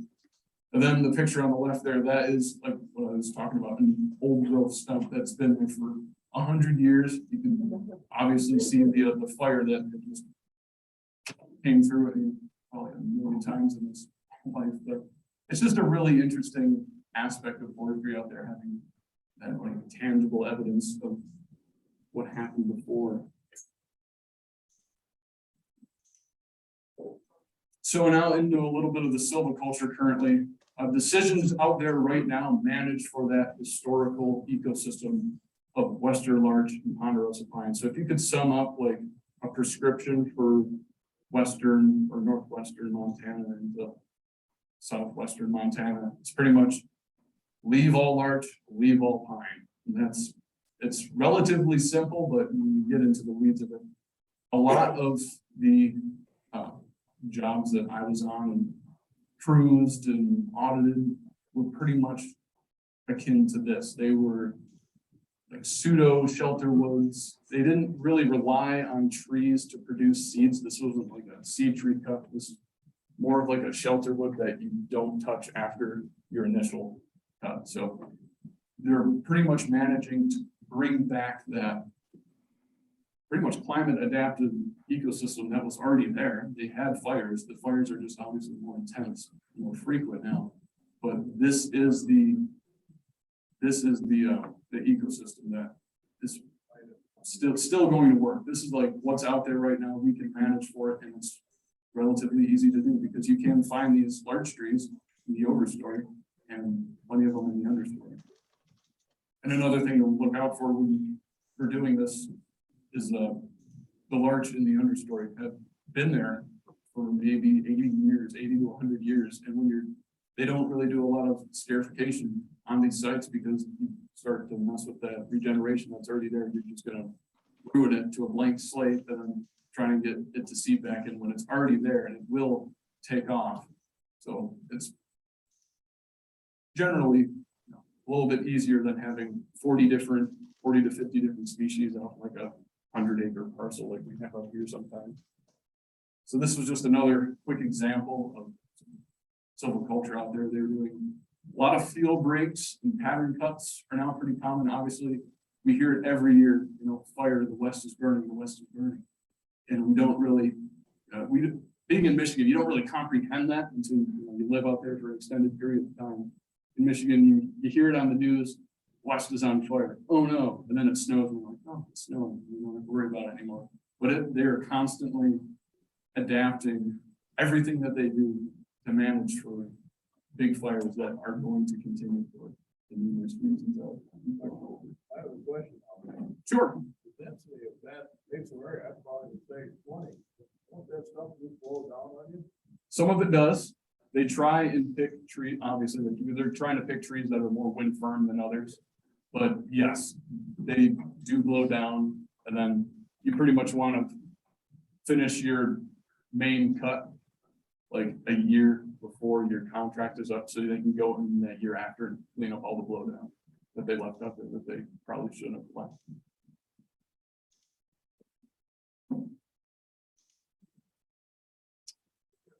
So tools of the trade a little bit, getting into the mechanical, technological paradigms here. There's some audio here, so maybe it'll play, maybe it won't. So some interesting things that I saw that appealed all the children in the room is this is like a clamshell excavator. I'd never seen one of these before until I went out there. It kind of blew my mind. So think of like an excavator with another excavator bucket on top, so it can kind of like clamp down. This guy was like putting in roads like no other. He'd been doing it for like 50, 60 years. He was like an expert with this machine. But yeah, you can build a road with it. You can like just grab onto a root ball and just pull it out and just keep going. It's like do it all. It goes like 360 degrees around and tilts back and forth. That's pretty neat. I've never seen one before. He didn't let me use it. No, insurance or something. I don't know. But this is a shovel logger. This is something that I've never seen before, and a lot of people know what it is. Essentially, this is like the machine, I think, that's going to replace cable yarding. Unfortunately, cable yarding, super cool, super dangerous. Go out and hook up some trees, and, you know, but nobody's doing that anymore because of all the reasons that I was just describing, like the super dense, you know, the wood's not out there, it's not worth the time and effort. So now the transition is to more mechanized, you know, one person doing a lot of jobs. These machines, it doesn't actually cut down trees. This just grabs trees and moves them. That's pretty much all it does. But the interesting thing about it, and hopefully the video playing, but no audio. So this still requires hand sawyers out in the woods like you would with cable yarding. They'll fall trees within like 400 yards of a road, either up or down, and it varies, but these machines can go drive and level the cab out on up to 60% slope, which would be like untouchable in any kind of skidder that's not cable assisted. Cable assist is also pretty big out there, but this like negates the need for cable assist. You pretty much drive up side of a mountain. So yeah, they would hand fell the trees, then this thing could just drive. It just picks them up and shovels them down on the road, and the trucks can just drive down the road and pick up the log. So that was pretty neat. This one was kind of next picture of it. Yeah, so this was looking down the road one way, and then that machine was in front of them. So this is his like traditional cable yarder that he moved down this road that had already been established, and that's just like an excavator bucket that if something dropped, he could like pick it up. But to move the yarder back and forth down the side of the mountain takes a long time, and you're cutting obviously those strips like in traditional yarding. But the shovel logger, and I got into an argument with somebody because it doesn't have a shovel and it doesn't yard a log. So why are we calling it a shovel logger? I have no idea. But this just goes like from the road, and it just depends on the amount of slope it can handle. Because they were doing like the math in their heads. Like fuel efficiency, you can go like 400 yards up on a 60% slope, still, you know, make enough money, time and effort sort of thing. That was interesting because I've never seen those before. Those are pretty common out in like Vancouver, coastal areas, from what I understand. Here's some other pictures of some equipment. Stroke boom delivered. Those are still pretty common out there. They do a lot of on landing processing. And that's just another picture showing the like the size of that clamshell bucket. Pretty neat. So where does that leave us? We have a lot of trees out there that are not the greatest quality as far as industry goes. There's a lot of big fires that are going on and a lot of pests and cure stands. So, you know, what does that lead us to? Obviously, we all know it. I've already said it. It's fire. So yeah, it's going to burn, and it's going to continue to burn, and it's going to get worse before it gets better. And we are doing everything we can to change that. But the problem is this new world of forestry that we now inhabit. is that the loggers that I worked with and, you know, set up meetings and got together and audited sites and all this other stuff. The ones that I met, they were in their 60s, some of them were in their 50s, and they didn't have any employees, and there's like one or two of them that were gonna pass the work on to their kids, and their kids were taking over. But most of the guys were they were pretty old. They've been doing it for a long time, and there's no plan of succession for these loggers. And a lot of them, this area in particular, Montana is experiencing enormous population boom. Their population has grown almost 150% since the last census. They say that's happened in the last like 3 years, not the last 10. So a lot of people, they can make more money hooking up a side dump on their Peterbilt, working in town, instead of like driving up these dangerous mountain roads. So why would they do it? And then you have the contractors themselves offering $30 an hour to walk in the door and start working for them. No experience. They'll teach you how to run some equipment. They'll pay you $30 an hour and give you time off. Sounds pretty good, but they can't get anyone to work more than 2 weeks. So if you want a job, pick up the phone. So one of the things I'd learned over the summer was procurement wherever possible, and this is kind of like oxymoronic compared to like the other things I was mentioning. Like, there's all this wood out there, it needs to get cut. We need to, you know, start to transition our forest into more fire adapted ecosystem. So why in the world would you look for wood that had already been burned? Procurement is that was my job title over the summer. It's a tricky business. There's a lot that goes into it. I'm sure a lot of you know that. In the West, obviously they have these fires, and one of the things you procure wood from these wildfires that burn many acres. And a lot of what you look for, if the beetles had come in previously, you had some already damaged trees and stressed trees, and the fire came through, you lost it all. But if they were still relatively healthy, and you can see I kind of knocked out the bark in that tree, I mean, it just scorched the bark. That's like perfect, like as far as like fire adapted ecosystems go. You have some scorched bark with the wood underneath it. A-okay. So this is just one of the avenues that we looked for procuring wood. And then another one was just like small landowners, because I could do a whole presentation about subdivision. It's like one of my topics in school right now is subdivision in Montana. Obviously their population has exploded recently, and it's turning into something similar to what we have in Michigan. I can kind of comparing the two. So right now, as like consulting foresters, you meet a landowner, it's like, I have 10 acres, what can I do with it? Your options, I want to get it logged. It's like, your options are kind of limited. You're probably going to do that by hand. There used to be, I mean, there still is timber sales that are 1,000, 2,000, 5,000 acres out there, but it's getting subdivided more frequently into smaller parcels, and they're going to undergo more change that we kind of already see. And another thing I thought was super interesting out there was, does anyone here know what a cut to length system is? Like a Ponzi, like a Scorpion King? They don't know what that is out there. We took some people out in the woods. There's one contractor who had a Ponzi out there who was had a harvester, not a processor, a harvester. There's an argument over that word too. But he had a harvester, and we were showing off this to like other contractors because there's so much of this, small diameter wood out there.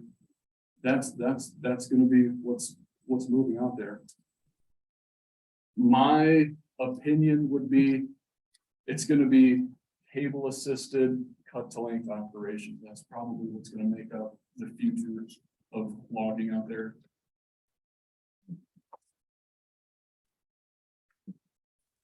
This was another quick little video we took. This was on that same fire, but you had all those burned trees. Then you had this fire line, this dozer line that was dug. I can't really pause it, but then you had no burnt trees on the other side. I thought that was really cool. The fire line actually did what it was supposed to do. I don't want to screw it up, but like in the middle of that video, you can see those trees that have been stressed, like near that fire line. Those are pretty much going to be your trap logs for these bugs that are coming in. So after the fire, after that big stress event, if there's bugs out there, the beetles are going to come in again. So that's another reason why you'd want to cut logs in those areas, is trying to control the outbreak before it happens or continues.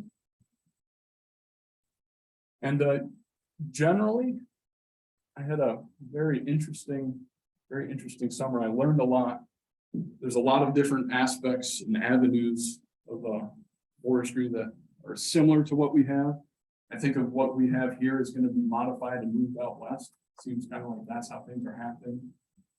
They say out there that what they have comes from the coast. After like 40 years, it comes from like coastal Vancouver, then it gets to Montana, but I think it's going to go the other way around, because I've spoke to a few loggers that are working from job to job, which is never a good thing. You want to be able to pay for your equipment, you want to have wood in front of you.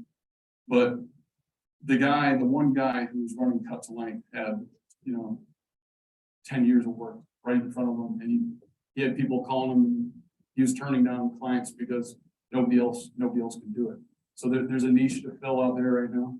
I think it's probably going to come either from the East Coast or like Finland, Sweden, because that's where everything comes from, essentially, forestry. How am I doing on time? We good? All right. So yeah. If I learned 3 things, I learned a lot over the summer. It was very interesting. So if I learned, I guess one thing with 3 aspects, it was the 3 rules, 3 commandments of log procurement. Let's see if somebody else knows this. So the first one, don't run out of logs. The second commandment of log procurement was buy at market price. And the third commandment, does anyone know? Don't apply uneven age management. You're gonna stand. Not the one I heard, but that one is important. No, rule 3 is refer to rule number 1. Don't run out of logs. So get them wherever you can. And that was pretty much, that was my summer. It was looking at some trees. I had a blast doing it. I learned lots. I had a lot of time to meet a lot of people, and it was a really good experience. So hopefully you picked up a little bit of something about Western forestry. I don't know if I did that good of a job. Hopefully you learned something about Western larch and how important the species is. And I wish I could play that video because it's really cool. There was like, the old growth trees were coming down. So I was going to like, viewer discretion advised. That thing kind of triggers you and gets you a little offended when those old trees go down. Don't watch the video, but if you're interested, I can give it to you. So that's pretty much my spiel. I'm now applying. I graduate this spring. So if you're looking for the force. There's my resume, shamelessly thrown up there on a QR code. So if you have any questions, I can try and answer whatever you got. Awesome. Thanks, Anthony. We do have a few seconds, so I'm trying to transition over for questions. But then, and if you have a question, if you can try and wait for some of the microphone, that way the folks on Zoom can hear as well what the question is. And then, you want to help me out here? You want to take this one around? Anthony, what kind of mill were you great for? I worked for Weyerhaeuser. It was based out of Kalispell. We had a plywood mill. That's where the peeler logs would go. We had a stud mill for like construction, just regular, not dimensional, but just like construction lumber. Then there's a medium density fiberboard mill, which pretty much takes the residual material from the other 2 mills and then uses it to make that expensive IKEA furniture that everybody seems to love nowadays. So it's a really interesting dynamic way their company works. Probably shouldn't get into the trade stuff, but 3 mills is really a good time. Don't start talking, Terry. Don't start talking. I don't. Anthony, Western Montana, 50 to 70% federal lands. Yep. Were you procuring logs off of federal lands and environmental constraints? Yeah. Can you speak of that? Yep. So federal was a big part of it. The Forest Service timber sales, there's the Lolo National Forest, the Flathead National Forest, the Kootenai National Forest. There's another one out there, but essentially there's 3 like ranger districts, and they would put out timber sales, and when they did it, they're huge. They take a long time. Some of them take 10 years to do. The last one I looked at was called Frozen Moose. It's a stewardship plan with like a 10-year timeline, and you're looking at thousands and thousands of acres. This is another kind of issue I didn't touch on, but it's a good point. You have a lot of like loggers out there right now. A lot of them are independent, and some people are trying to get into the business. Which logger do you think getting into the business can afford $2 million in stumpage?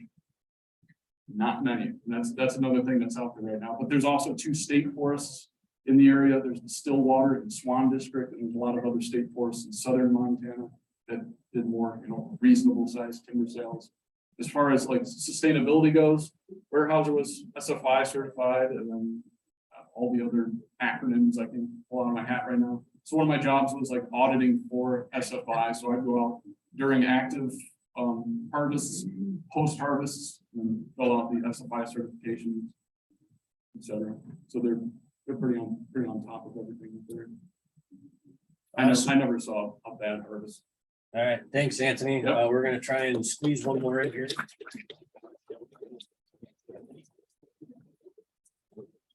And we'll have a half-hour break going up here shortly, so if you have any more questions, you can pin him down during break time.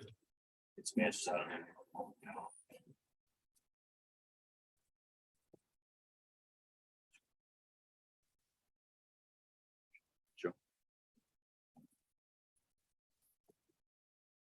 Hey, good morning, everybody. I am not Stephen Handler.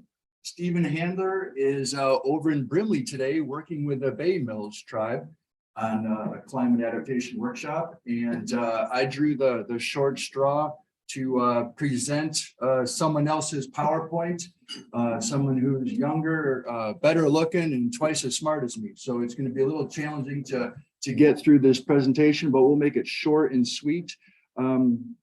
This is a new publication that's available in the back on the DNR table back there by the pillar where that Jerry's, holding up back there. We've got a bunch of these new climate change field guides for northern Michigan forests. And we've got boxes of them here. And please take one of these publications today while you're here. I'm going to give you a quick overview of the publication. If you look in it, there's 23 authors listed, and there's at least a half a dozen of the authors here in the room. The folks in the room are Daphne Godot and Bill O'Brien, Ben Schramm, Carol Young, Georgia Peterson, myself. Am I missing anyone else in the room? Anyhow, there was a big team effort. Stephen did the heavy lifting.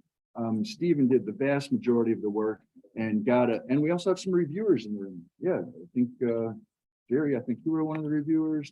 Anyhow, it was a team effort, but Stephen Handler did the heavy lifting. It's a really nice little publication. NIAX puts out really good work helping people understand how a changing climate is impacting our forests here in, throughout North America. And here in Michigan, we've a long time had envy of the folks in Wisconsin because NIAX did a nice little publication like this for Wisconsin forests. And now this is hot off the press. Stephen delivered this just yesterday here in town. And it's a nice little publication. So please grab one of these, keep it in your truck when you're out there working in the woods. It's a really nice publication. So let's see if we can get through this presentation here before break.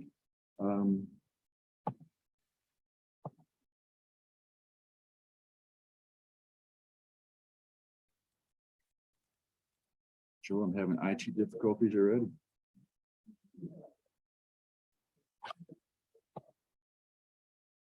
Just advances it did.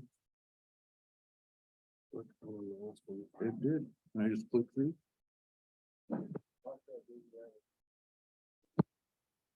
We'll make it. Thank you, Bill.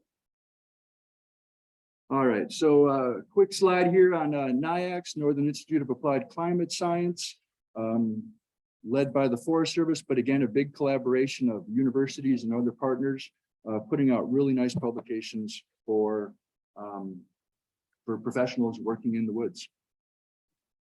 Why should I care? Let me read the notes here.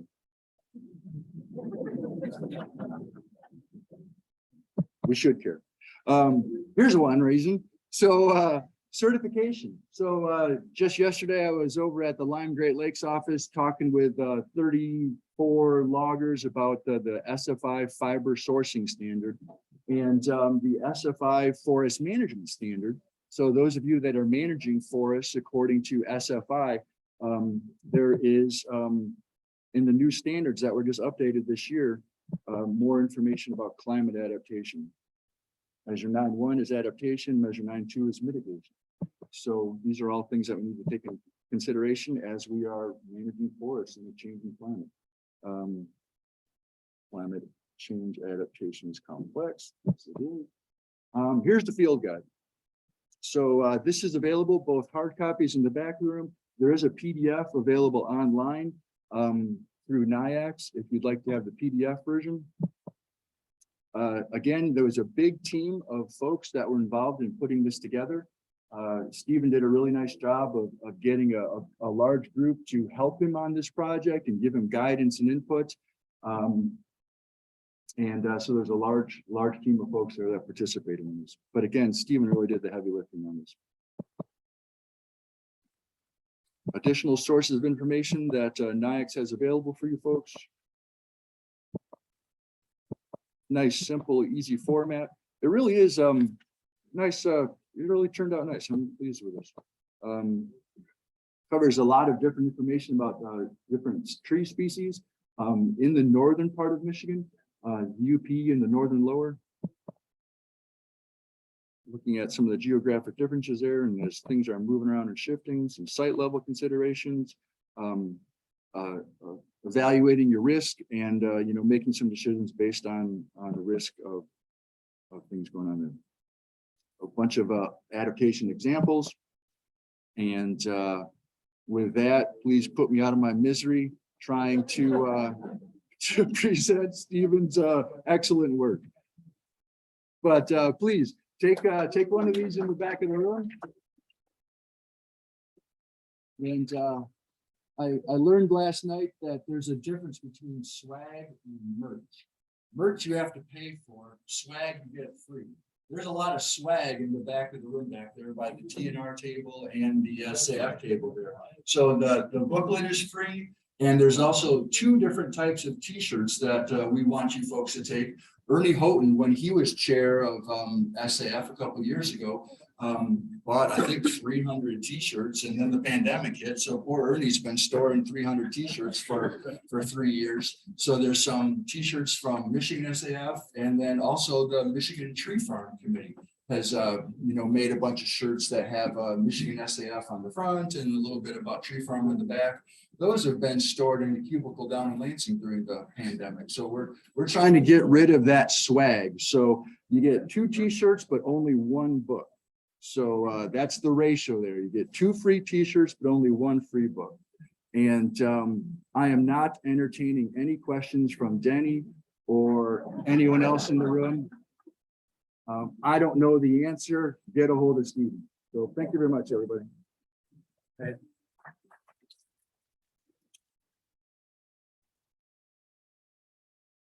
Before we split up for break, or as it's called on the itinerary, or a small group discussion. That's what we get CFDs for that. Exactly. Mike learned how to properly word things, so we get all the CFDs we can. I just want to go over a few announcements quick. First off, thanks to the staff here at Island Resort and Convention Center for all the hard work they put in today. I know they're behind the scenes right now, probably working and doing a lot of stuff to get things ready for us. And then, as usual with every meeting, it wouldn't be possible to keep the costs low and be able to offer this great content if it weren't for our sponsors. And so pull them up quick.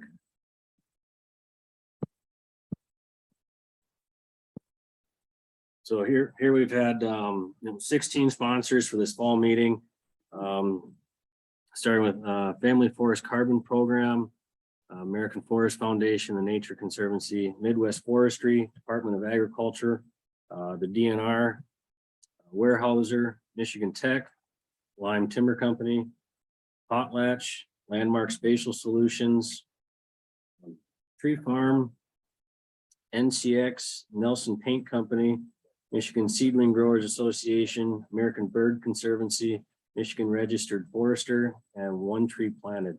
So, without the help and contributions from these great companies, it really makes it a lot easier to have such a great conference, so.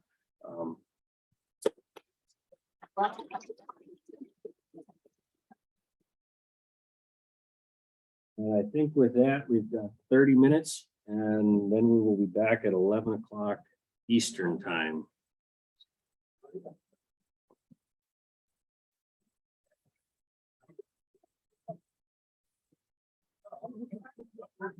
I'm gonna mute the Zoom.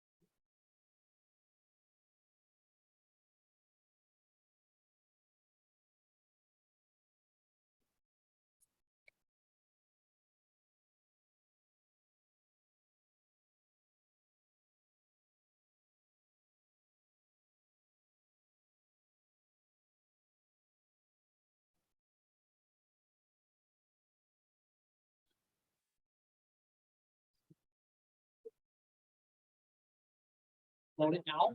Yeah, why don't we do that? We can pull it up onto the. Find my mouse, it's over on the other screen. Who's up at 11? Mark Books. You only wanted half hour, right? Yeah, I think you guys, yeah, phone it up there. Good. I don't want to stand in front of people and. They're meeting.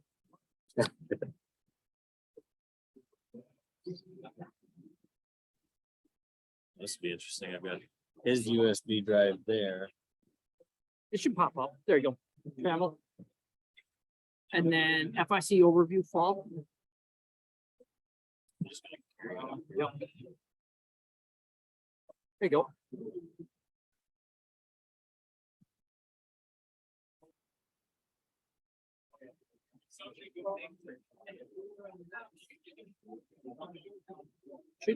Should open if you double click it.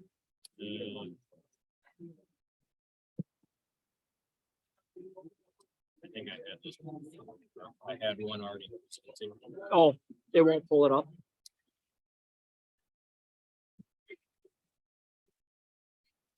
There you go.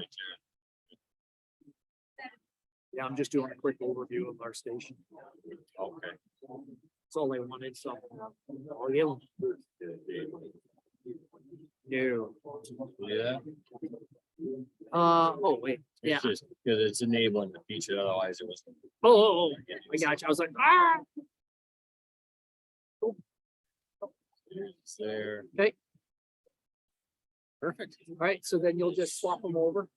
Yeah. Are you working today? See your name on the itinerary. I'm right before lunch. So of course you just Are you gonna squashed, stay right? with us for lunch? Because I cooked the burgers. Oh, I didn't. I eat everything. I just don't do cheese. No dairy, remember, no Oh, okay, dairy. that's right. No Yeah, dairy. yeah, yeah. And this is my neighbor Joe. We live in the same block. I'm sorry. I know Jesse's mother-in-law and myself worked for 19 years. I've been since 19, and we're good friends. And I see your extensions all the time and I love them. You should see our new Baseball. buildings. We have 4 building projects going on right now. Do you really? So, One is the one downtown Luding. uh-huh. I know. That's so important. Well, they're gonna, I think today we finished demolition on the 3rd floor.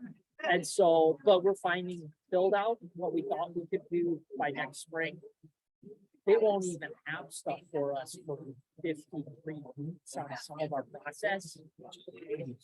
They can't get power components. But if you understand it, sometimes you're good. It actually helps us. Yeah. And things, and then it's gonna. Yeah. Yeah. Well, financially, it really helps us because these rates. Yeah. They're gonna go up another point by December, and then everything's gonna come to a crash and stop. Come about June to July, all of our contractors said, we will rebid this end of next summer. Because all their projects stop by August, because all the federal monies are done. All the people that have money, they will have done their projects. It's like, we have nothing after August. But great, price just came down. Yeah, exactly. And timing is everything. And we're still, I mean, what do we have? 20 batches right now that we've done for experimental, so we've done all of it. So. But I think the speaker has to go. I'm gonna get some coffee. Where's the coffee?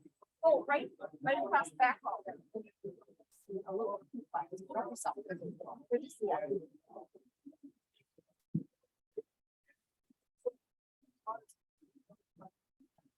We got one more minute and then we'll get started with the next session here.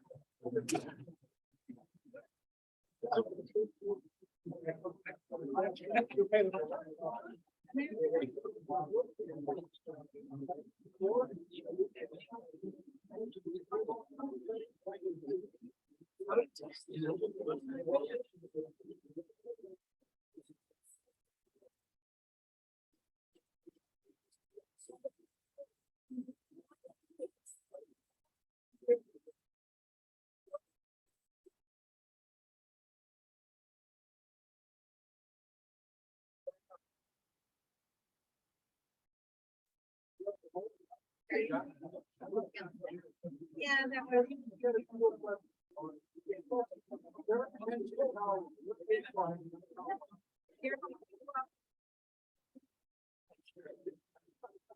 Unmuted them.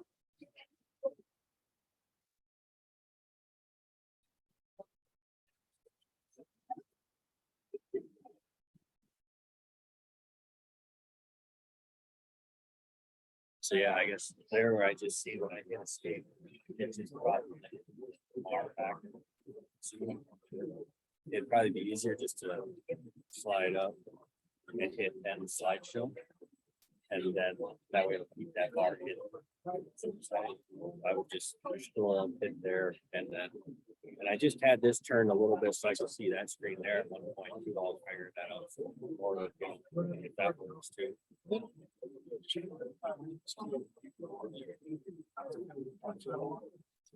Oh, like it. Okay. Yeah, you don't want to push Jesse in one time. He'll be enemy number one. All right, if we can start getting settled in and we'll get going.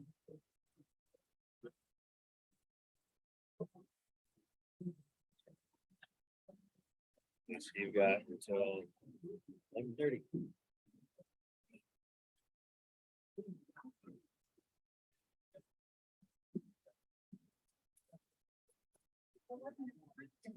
Sound check, 1, 2, how was that?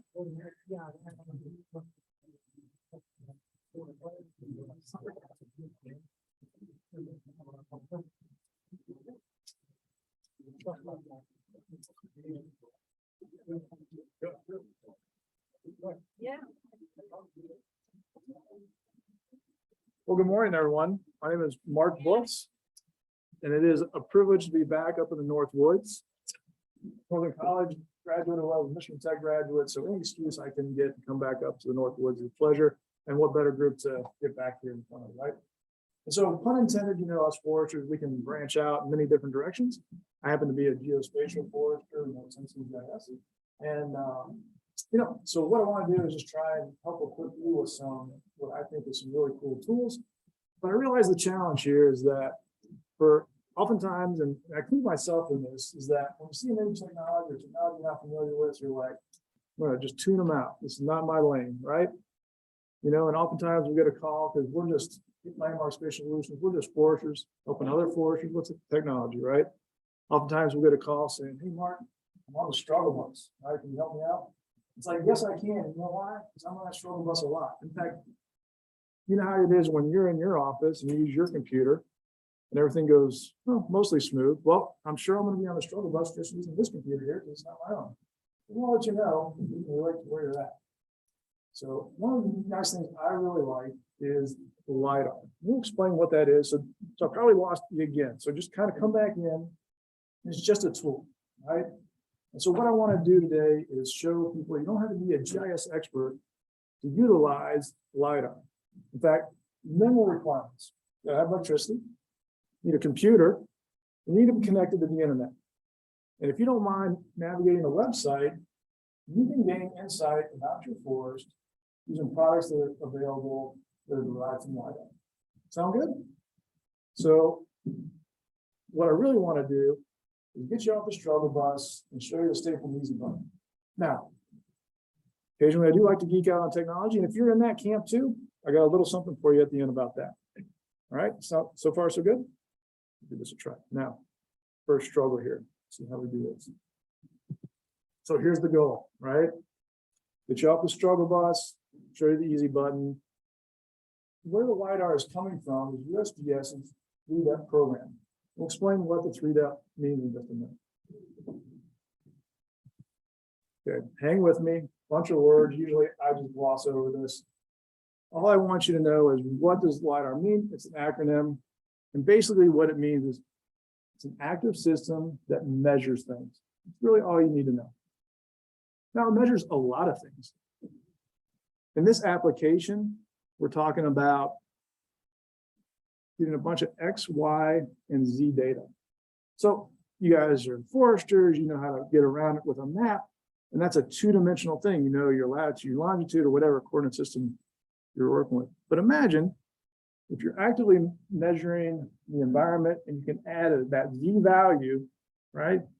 So it's a point that you can spatially allocate in 3 dimensions. That's all it is. No more complicated than that. Hopefully I haven't lost you. These are big words, technical jargon, mumbo jumbo. But that's really all it boils down to is just a bunch of X, Y, Z data. Okay. So we'll move on. I like graphics. This kind of helps, right? So a little bit different, right? We're used to remotely sensed things like we like really good imagery. I think with imagery, it tends to be passive, right? So if we have a drone or an aircraft, a helicopter, we have a camera in that, all that's doing is recording the energy that comes up to it. So the difference is with LiDAR, it's an active sensor, right? So, another ways if you could do it is if you're on that device and you have your D tape and you're just measuring down to the earth, the distance to the tree is going to be a little bit less than all the way to the ground, right? Well, the good news is we don't have to, hang from a plane to do that. We can use a laser. And so when that energy comes down, it also comes back. And all we're doing is measuring the time it takes to get the distance. Again, it gets recorded XYZ data. A little bit about what the 3DEP program is. So this is from USGS. Stands for Three-Dimensional Elevation Program. Hopefully that jargon now kind of we set some context in. And the goal of the program is to have a nationwide elevation data set. So this is important. So what I want to do is a little bit like an infomercial, but really, hopefully it's setting you up for success and using this tool. So again, this is the link that we're going to explore, I hope. I can navigate to that. But I need to the escape button, right?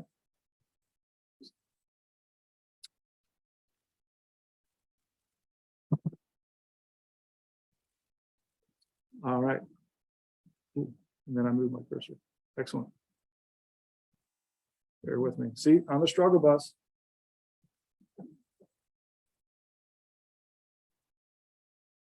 There it is. Okay, cool. All right, so welcome to the 3DEP program. A lot of information here, a lot of scroll trails you can go down. Those buttons up at the top are really kind of important. And the one that I was trying to find for you, there's a couple things I want to find. A lot of good reading here. This tells you about, this is the one thing, schedule.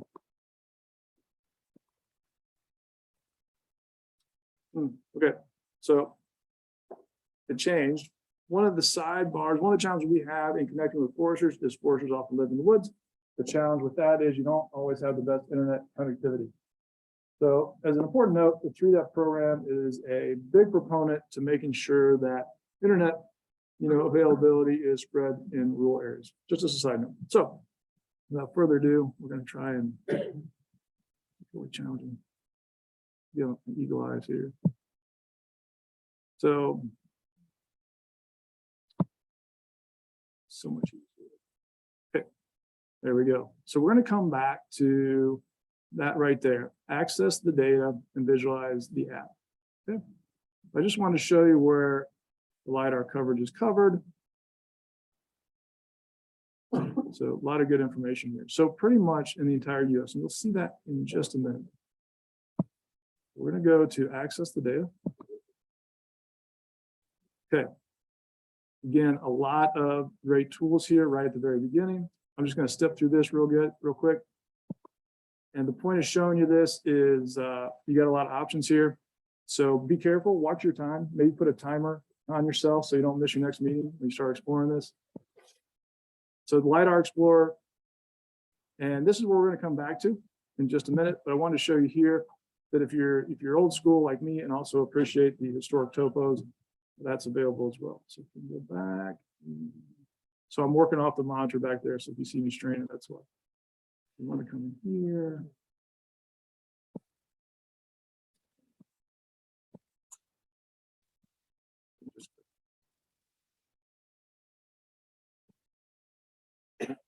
And this is the danger of trying to use a live demo. There we go.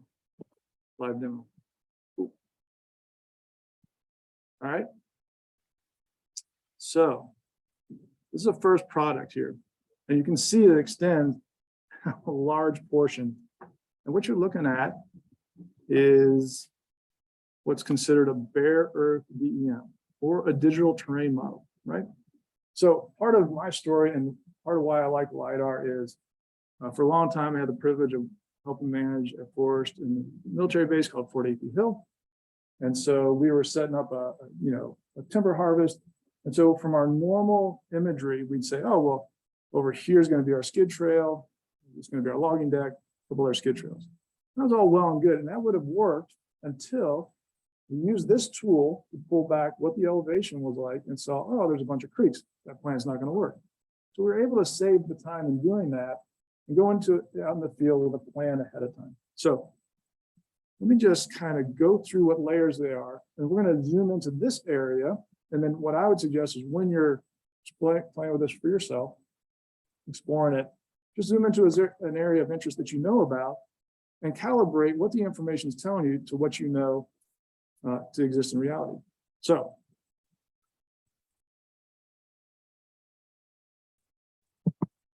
just to point out a couple things here, I believe you can put different base maps, which might be kind of handy. Really fun.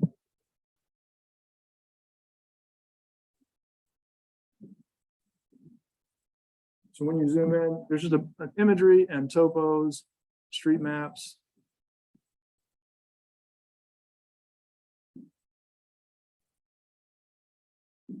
So I'm looking off the back one right there. That's why there we go.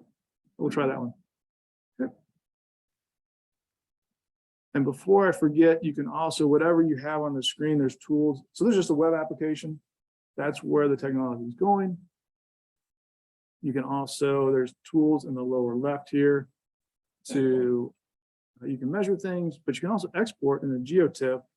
So you could bring this into your own GIS platform or other software that'll show it. Okay. So before I forget that, that was kind of important. And so what we'll do is we'll just go ahead and zoom into this area. I think we will anyways.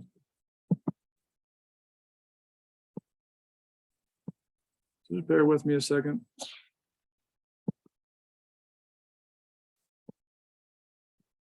I know there's nothing worse than watching someone else play a video game. And there's nothing worse than seeing someone else use a web app. I'm hoping I'm going slow enough though that sometimes people go too fast. This is probably going to be too slow.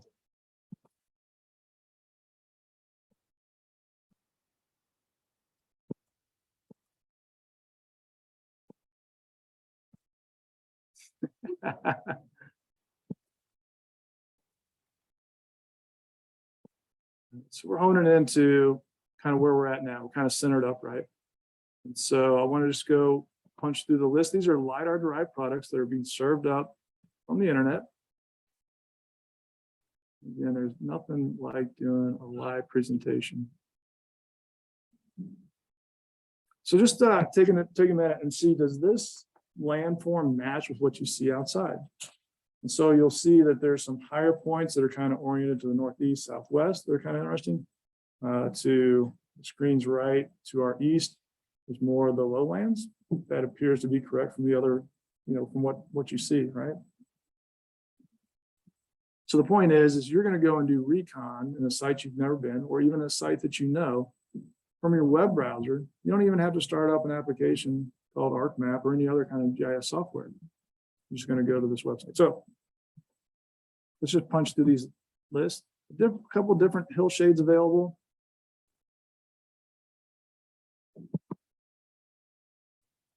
So this is a tinted one. So the higher elevation is a little bit lighter.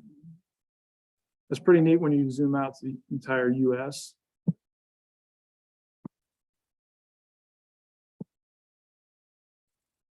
right, so this one here, I believe I like this one here. This is kind of neat. So this is slope. So if you were to interpret this, gray is flat, where it gets more orange, it's a little bit more steeper. So it seems like as a general theme is where it's flat. But when you have a little bit of change in elevation, it occurs over a shorter area and tends to be kind of steep, relatively speaking to this view shed. And so if you were to bring up some imagery, then I think it makes sense as to why there's fields and then there's trees. And the trees tend to grow on the steeper parts in this particular view shed. Of course, in the swamp, it's flat as well, but there's trees there.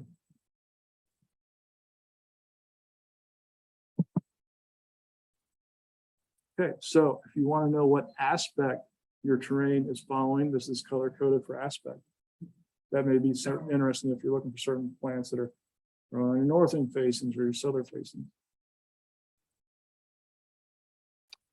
There's also a tool where you can make this a little transparent and then see your base map, underneath that. It may be just a little bit challenging for me as an operator today. So.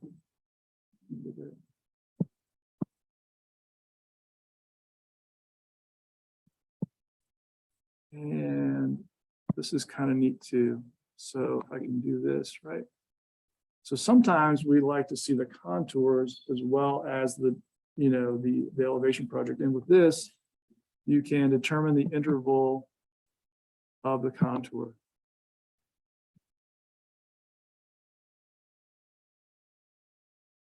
So pretty robust website. When I'm thinking of as a GIS professional, if I'm doing this for an area of interest, how much work goes into this on my end? That's quite a bit. All you have to do is click and you've got that information. And again, you can export this. So measure tools, export this. Let's see if we can do maybe one more thing and then we'll move on.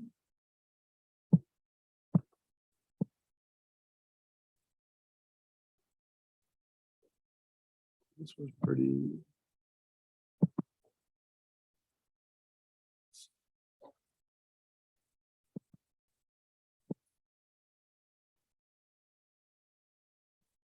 Anyways, I haven't showed you everything, but any quick, yeah, go ahead.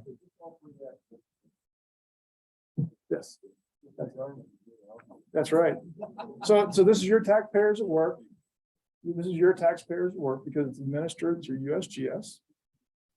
To me, though, the benefit is there's no passwords. It was just that website that I showed you. You click on it and you're able to consume the information. So it's a usable tool, right? That's what I like about this. Now, I'm going to move on to more of an advanced class. The one thing that's not shown here is your digital surface model. And so when that LiDAR, that first return comes up, that's usually bouncing off of, your trees and your structures, right? So we like tree heights, right? So I haven't seen where that's available here. Now you guys play with this, you come back to me because I certainly am not an expert on the website. There's a lot of cool stuff here that we haven't examined yet. But now, for those that want to do a little bit more deep dive, don't mind getting into using GIS software. This is part 2. So help me out again. See, struggle bus. Doesn't hurt to ask a friend, phone a friend, right?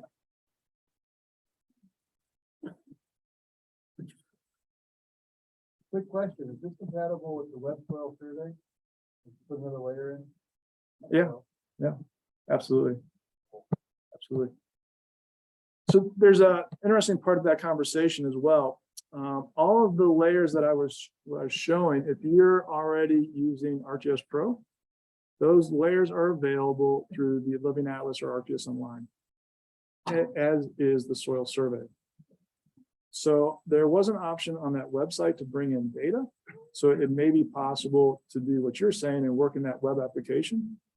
Okay, but another workflow is if I'm a GIS user, I can bring those layers into my Pro project and customize it that way. So different workflows to get to the same information. Right?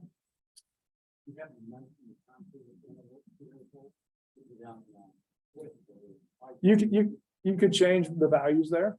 So in the meters and feet, I believe, but you had the option, that drop down menu, to specify that. So I'll give you a minute because this is you can just Google 3Depth and it'll come in. You just saw that you had to know where to look, right? And we were looking at the viewer. That was kind of the important part. Okay. All right, so we did that. So imagine, if you will, you want to take it to the next level. This is just going to show you the recipe about how to get some of this information. All right, so I'm in a different part of the 3Depth website. So where this meeting was at last spring was down in Gaylord, Kirkland. And so this is where this data set's coming from, right? I've identified the tiles. I've downloaded those. There's metadata that's available. I suggest reading it because it gives you the data that's required, your point sampling, some other things like that. All right, so this is the recipe we're going to run through. So you get to go to a lot of technology conferences and they show you all this great,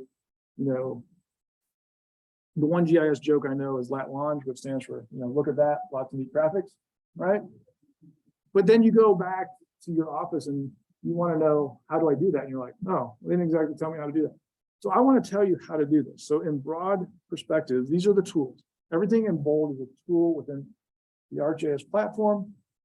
We're going to take the point cloud data. We're going to bring it into a format that Esri can read.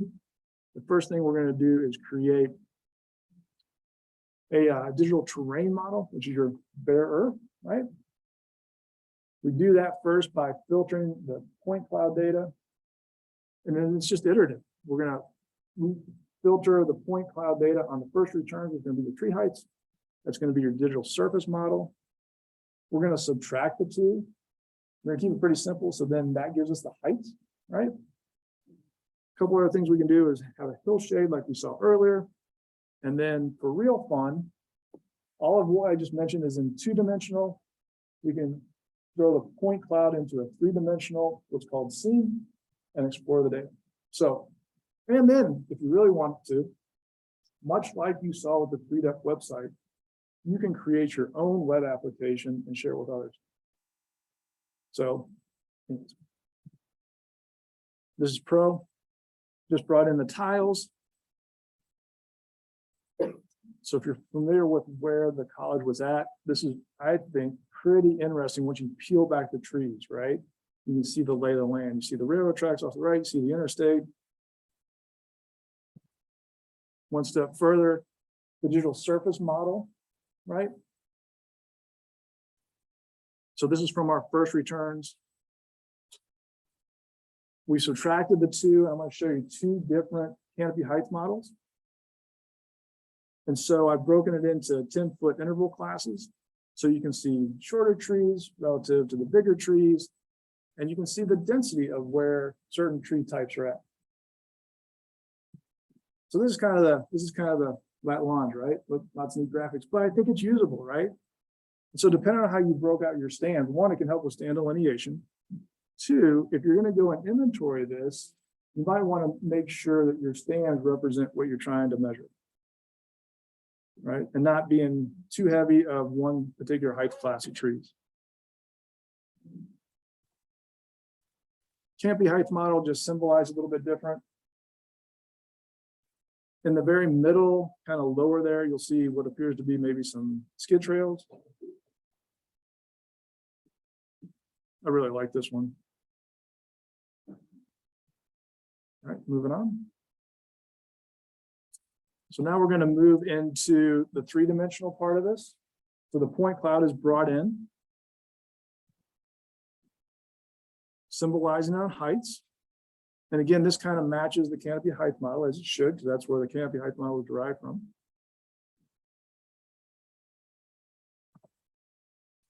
The nice thing about 3D is you can pan around.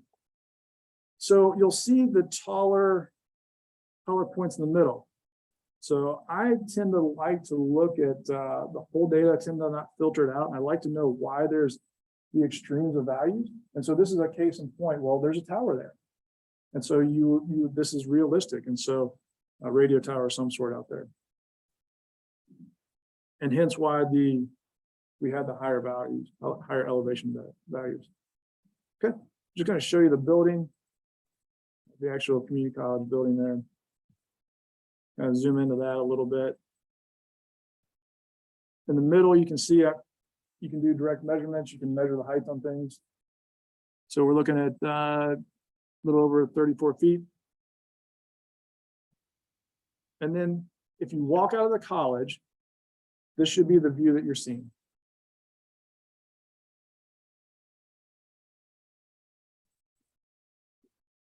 Now, if you really like this, so I think it'd be to this. I should have told you that, shouldn't I? When you walk out of this door right here, whatever way that's looking, that's what you should see towards the tower. Now, if you really like this stuff, tomorrow at the technology talk, we've got a data set for this area, and we'll show you how to process it as part of one of the many topics we'll talk about. All right. So hopefully you are ready now to get insights from your forestry from these available resources. Any questions? Yes, sir.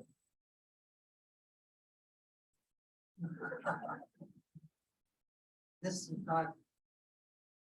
It has to be, that ArcGIS online, it has to be, 1028, or the ArcGIS 10. 10 will work. And will work. Yes, but, so this is, I'm getting old, there's unsolicited advice. 10 will work for sure. Pro works better, especially for these things.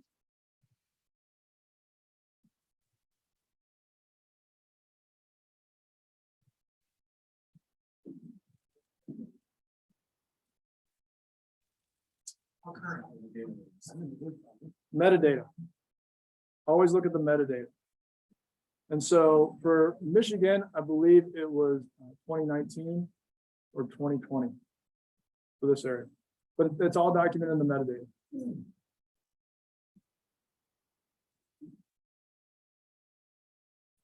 Well, if you have any more questions, we would definitely be around. Whatever we can do to help set you up for success, that's what we'd like to do.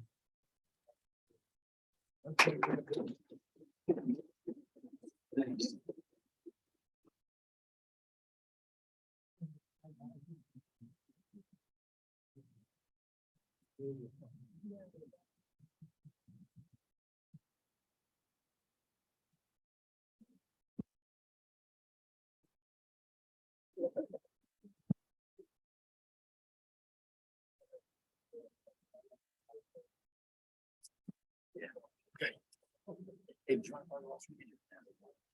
I can, it's up to you. We can just cruise through. We can do what you want and pull up,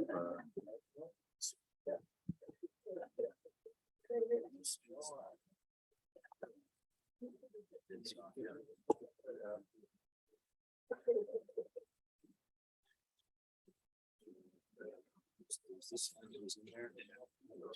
There's this one here. I think that's okay.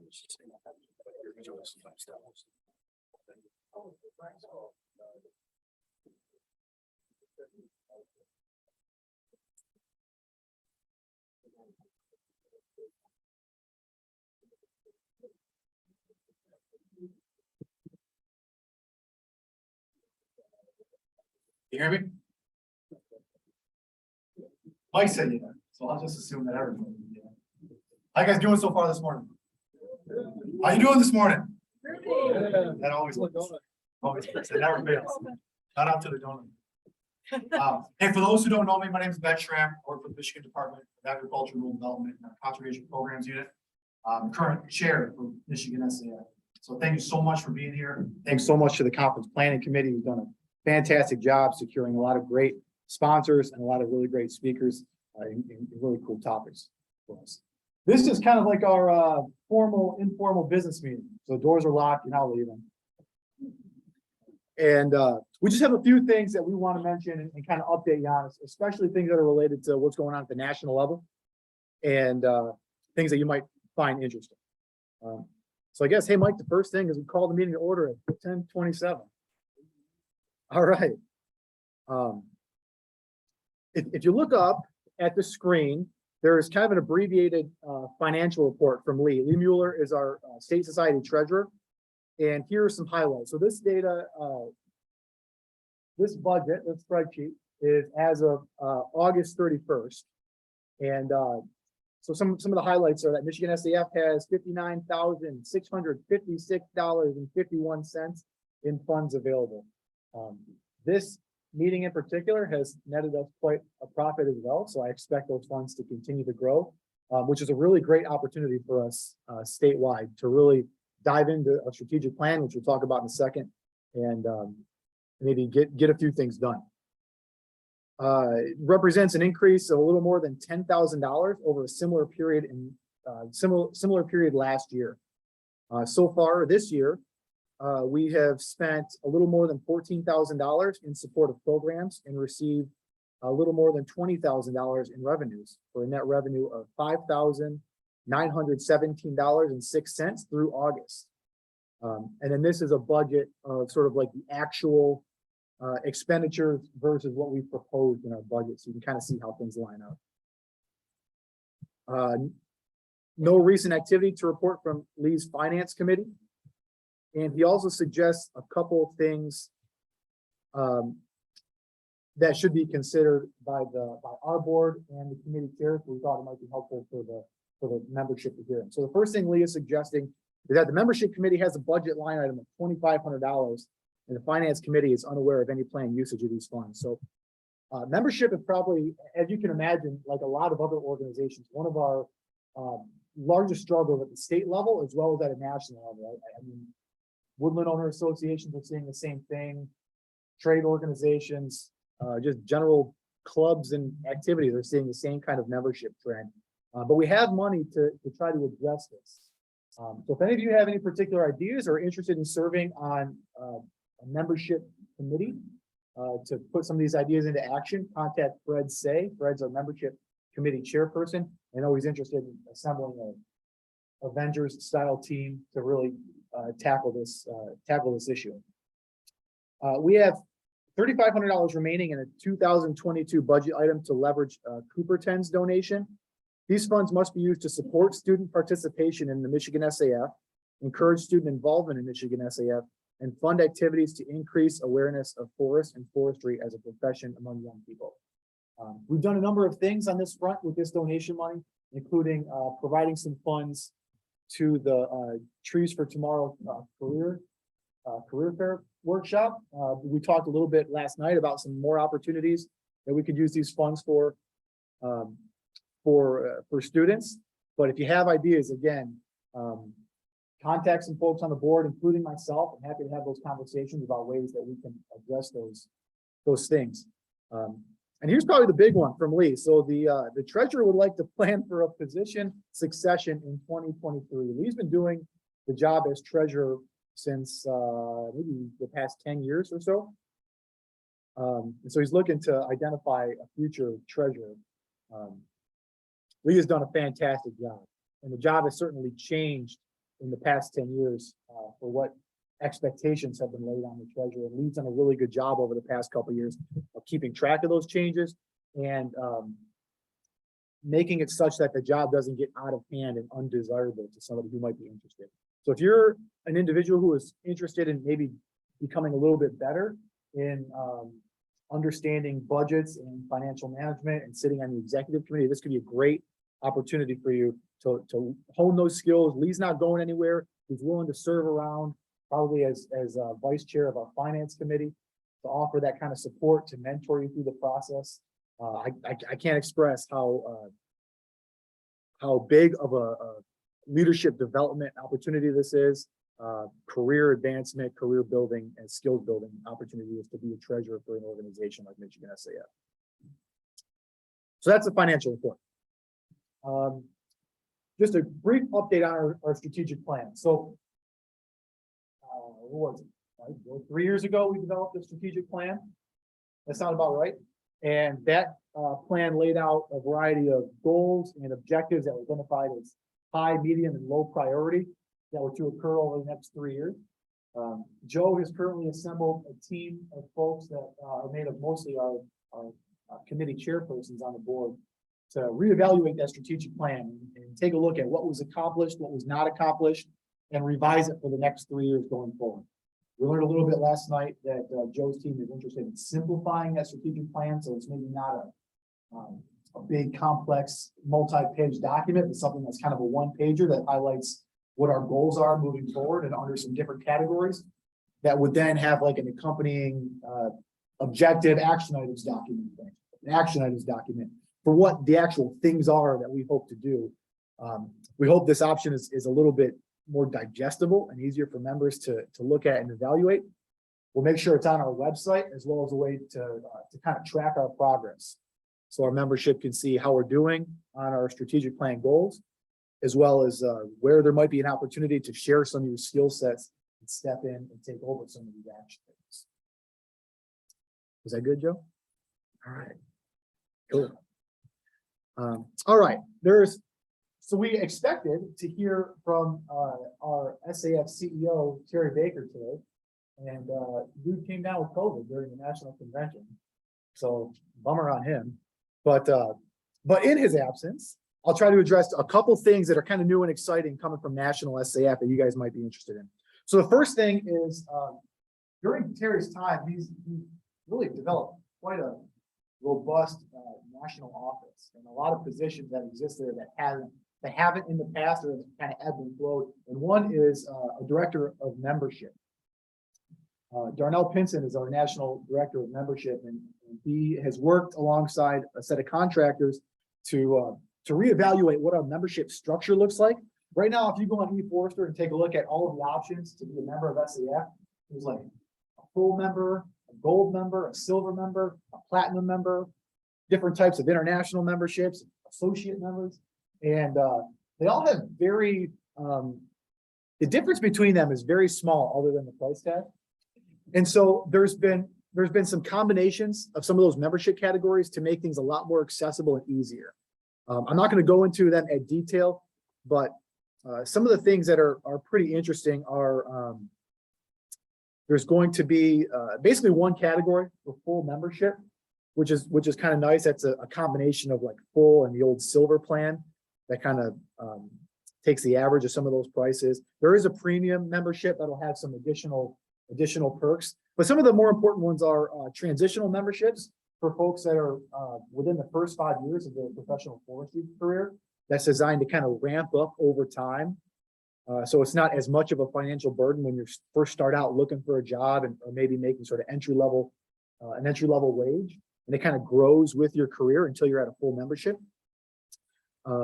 There have been some changes to our ability to intake international members, which would likely be non-voting members that are interested in especially our online educational content, some of our online publications and those sorts of things, as well as affiliate members, which would have some of those same perks, but that's a membership category designed more for maybe large forest landowner, any forest landowner, and STEM educators, and folks that are just generally interested in forests and interested in learning more about forests can become members of SAF without necessarily being a forester.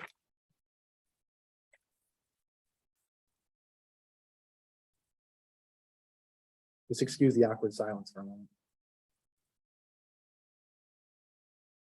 Okay, the other things that are coming out of national, which is pretty big news, was the announcement at this past convention in Baltimore of 2 new professional certification programs into our current certified forestry credential. One is for a certified community and urban forester, and the other is for a certified forestry technician program. And both of those are, they have been approved by the board, but are in the process now kind of being built out and evaluated for what types of education requirements might that look like?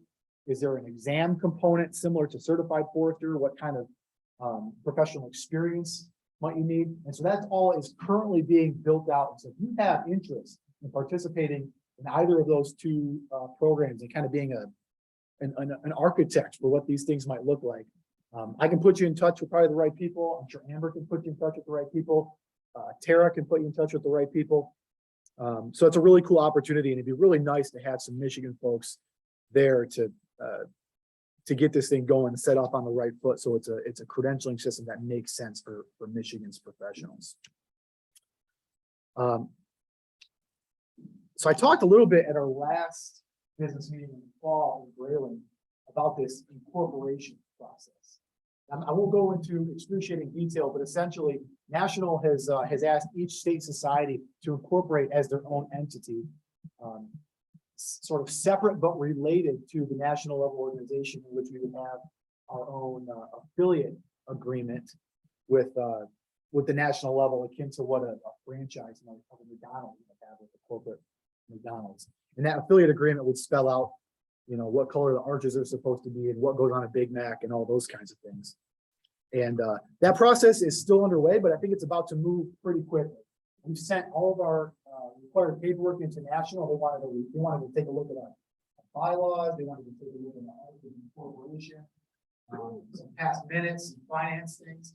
And then Lori, who's the individual at the national level tasked with moving this thing along, is going state society by state society and working with their team of lawyers, all part of the national SAF. So it's not going to necessarily cost the state societies any extra funds or too much extra headaches. But they're going state by state society to actually get these things incorporated. We should be good to go, but that's likely going to come with a noticeable change potentially in our bylaws, as well as maybe how we're structured, depending on what that affiliate agreement looks like. So I don't have a lot more information on that, but start to pay attention as these things come out in the forestry source or on the eForester website. I think we're going to start hearing a lot more about that. And if there are those in this room or on Zoom world or other members that you know about who are especially aware of how these processes work for other organizations, or you've gone through this in the past, we'd really like to have your support and your help and guidance through this. This has been a hell of a process so far, and it'd be nice to have a little bit of expertise in our corner to deliver it. Yeah. The main reason is, well, there's a couple. So some changes in certain state and federal statutes have put some state societies at risk of being not following the law, out of compliance with what they're supposed to be doing. There are also some pretty serious banking implications. So not every state society in the country around SAF is just at the state level. There are some societies that are, multi-states, Northwest SAF, and then they have state level chapters. Appalachian SAF is another one. New England SAF is another one. And so they were having conflicts with accessing funds from state to state, and have confusion about who can make banking change, those types of things. And so a lot of it is administrative level eases, and then I think it also kind of levels the playing field a little bit, so National knows exactly how each state society is working a little bit more, and to build a little bit of consistency across the countryside. Amber, do you feel like there's anything else about that was?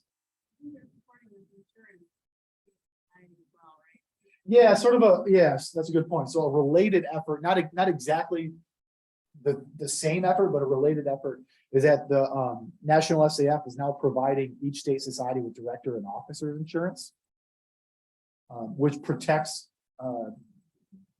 board members and certain paid employees from a handful of lawsuit issues. It doesn't cover you from everything, but it's got to. Yeah, go ahead.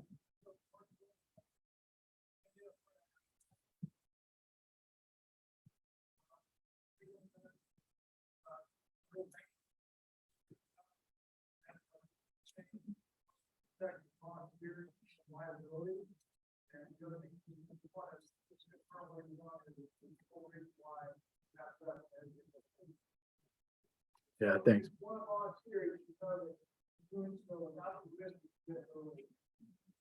Yeah, apparently across the country and even within the state, that was a barrier for entry for some folks who didn't know what kind of, once you sign on to be a board member, you're kind of responsible for the fiduciary success and well-being of that organization. So this protects you a little bit.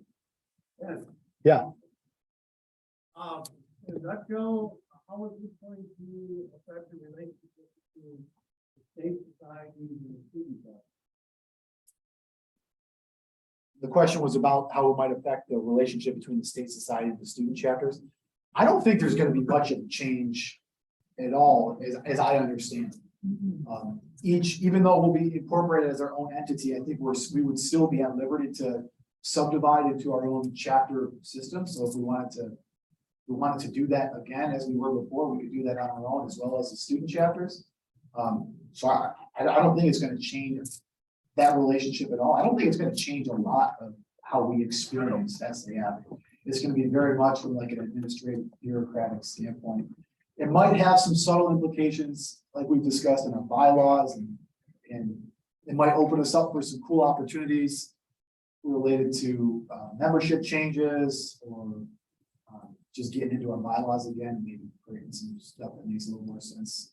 I guess the big thing I'm thinking, particularly in terms of someone that may be interested in being treasurer, is overseeing the finances or monitoring the finances of the chapters, may or may not be as exacting as what we do at the state level.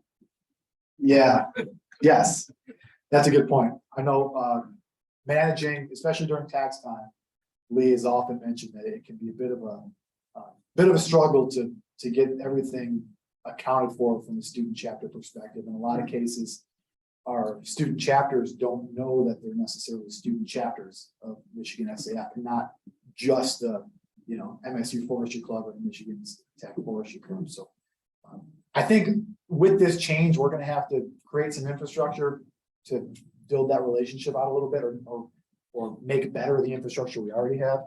But I think it's gonna become more important because as a board now that is responsible for the fiduciary success of Michigan SAF in particular, making sure that all the accounting on the student chapters end is like top notch is gonna be critical.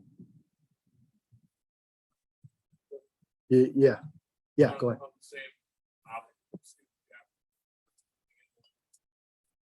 Would there be any idea of the future of boards, my experience sending a club to Washington DC, you had to look for funding outside of the SAF donation. It's expensive to send a lot of folks around the country. It's a lot of firewood. So, would that be something to look at? Yes, I can't stand up here and promise you the world necessarily, but I don't think there's any reason to believe that with the way our finances have gone and where sort of trends look like, we can't do a better job as a state society in helping our students get to things, making that an easy process to do that, as well as other professional development activities that might occur across the state. So let's continue to have those conversations and make sure that the student chapter chairpersons and presidents are involved in those conversations about a reduced barrier, reduced entry fee. Let's get you funded in a way that's easy to use, makes sense. Fair enough. Any other questions so far? Am I doing good on time, Joe? Almost halfway done. That's a bad. Thanks, Mike, for that. I got nervous. I know. All right. 3 more things. Well, one last thing at the national level.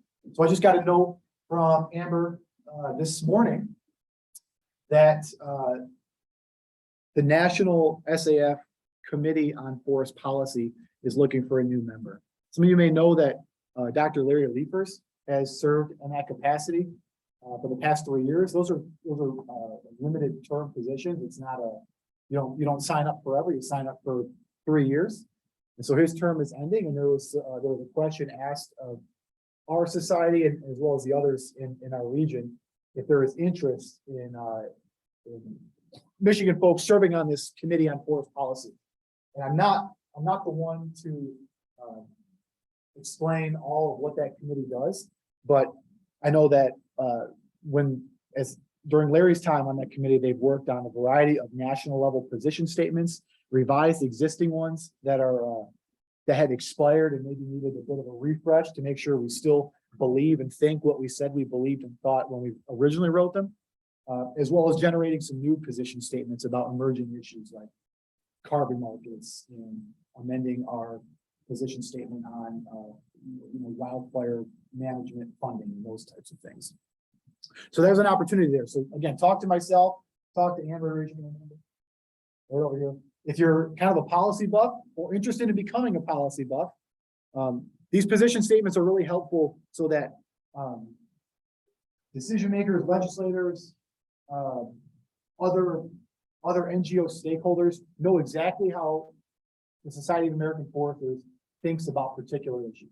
They can go to our website and learn, hey, what do we think about deer, for example, and deer management, and what do we think agencies ought to be doing, or how funding ought to be going for that type of thing. They can go and list out or read out exactly what we think, and we can use that in support or against certain legislative matters, for example.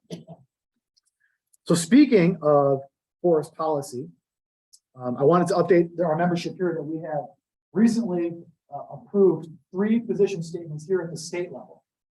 Bill Cook, you gotta make sure I get this right. So one is a position statement on deer that was approved after our last membership meeting. Another is a position statement on fire. And the third is a position statement on wood energy. Yeah. And the deer got some pretty controversial stuff in it. Yeah, if you like reading thrillers, go read our position statement on deer. It's no Tom Clancy, but there's some stuff in there that's gonna ruffle a few feathers if anybody reads it. So our state society has a policy committee, just like the national level does. That consists of folks from the membership at large who are interested in these policy matters. They draft these policy statements and then the board discusses and approves the policy statements as appropriate. So if you read these policy statements and go, whoa, we're way off base, or we didn't consider this, or I wonder how we came to this conclusion in this position statement, engage with that policy committee and make sure that we have accounted for everything and that the next revision of these policy statements has everything considered and reflects our values as a society correctly. That process doesn't work without engaged membership, and here's an opportunity to have your voice heard. Anything else you wanted to say about policy statements, Bill? Yeah.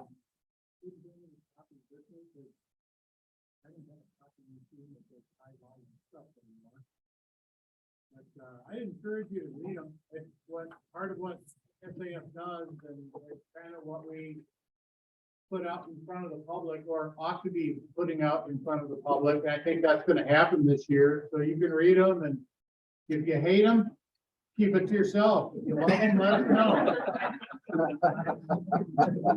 Brutally honest feedback is encouraged and mandatory. All right, the last thing I have before I kind of open it up, if anyone has thoughts or questions, is just kind of a cool story. So it starts out with maybe not such a cool story. A lot of you know one of our Michigan SAF members, Sean Hagan, and Sean had a son pass away in a wildfire out in Oregon here recently this past summer, I believe. And the matter was brought to our attention as a board and as an executive committee, and we decided to provide this very humble donation in Colin Hagan's honor to the Wildland Firefighters Foundation, which helps families in this sort of realm. And we kind of put a call out to Oregon at the Oregon chapter of Northwest SAF as well, and asked them if they'd be willing to partner up and match. And it was like no questions asked. They said yes on the spot. And so there's a $200 donation made to the Wildland Firefighters Foundation in honor of Colin Hagan. And I think that just highlights the power of our society. I think a lot of times we get hung up thinking that our society is about trees and about forests. But it's not the Society of American Forests. Right? It's the Society of American Foresters. And foresters are people first. And our community is pretty special to have that type of connection, that type of support for our members. And I think you guys just ought to know that. You're really a part of something pretty cool, and something I don't think is replicated in other professional societies and organizations. So thank you. So thank you for being a part of that. Now, I have 5.5 minutes between me and the next speaker. So I just want to open it up. It doesn't mean we have to talk about anything, but if there's anything of interest, or if there are board members here that feels like I have maybe forgotten to mention something, or just general topics of concern that we think we ought to talk about, let's do that now. Raise them. I'll put them on our list and make sure that we start working towards addressing them. Yeah. Oh, let's use the microphone. We paid for them.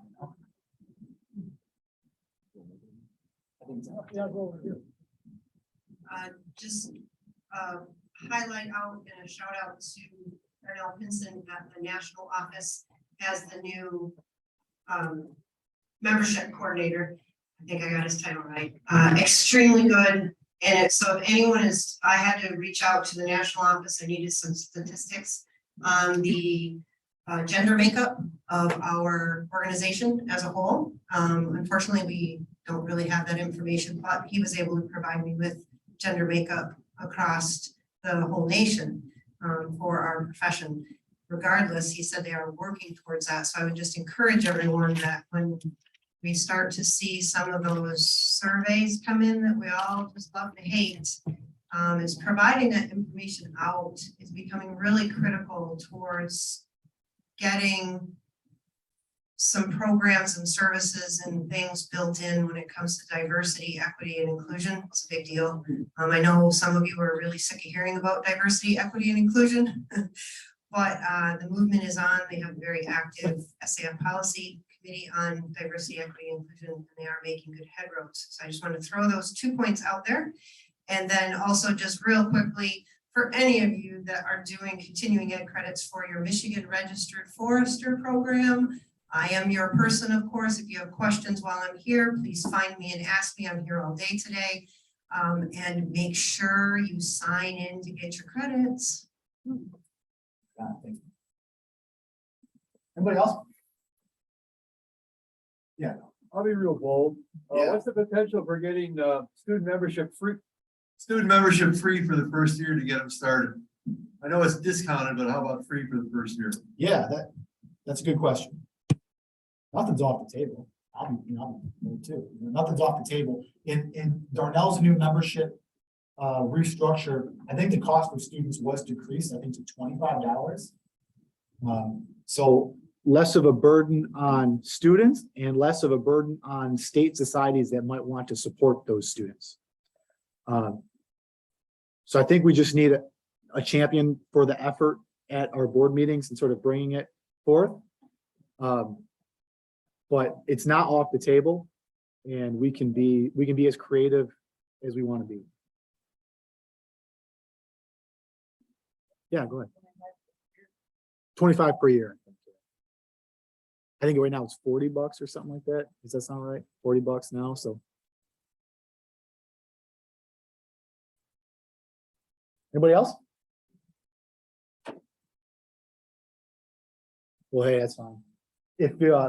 If something strikes you, or you want to talk about some of the things that I mentioned already here today, come find me. Come find one of your board members, and we can hash it out then. But thanks again so much, guys. I think we got a couple minutes, so we'll do a switcheroo. And Mike, our meeting's over 10:58.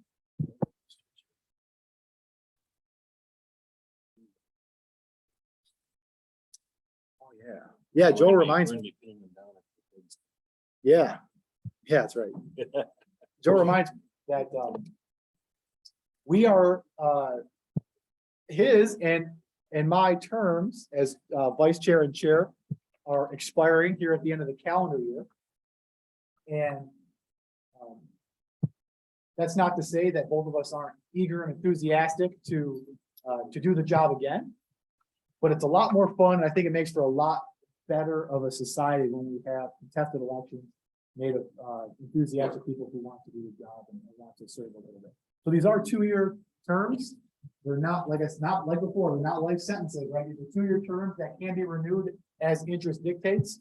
So if you're interested in becoming the vice chair, whose primary role is sort of shepherding the strategic plan and sitting on the executive board, or the chair position, running board meetings, running the membership meeting, but with a great team of committee chairs that really do a lot of the meat and potatoes.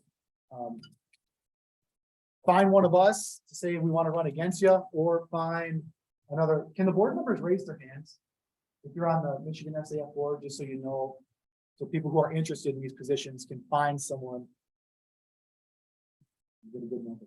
All right, thank you so much.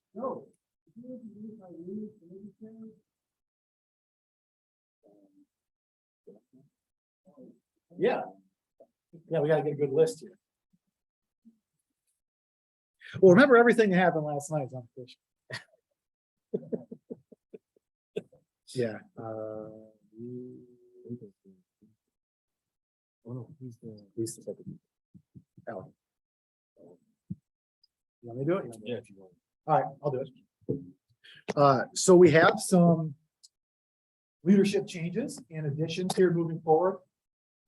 We struggled a little bit with our quorum last night, our board meeting, so we were unofficial. But Ellie Johnson has agreed to be our State Society Secretary. Ellie, will stand and wave. Oh, a double wave. A double wave, I like it.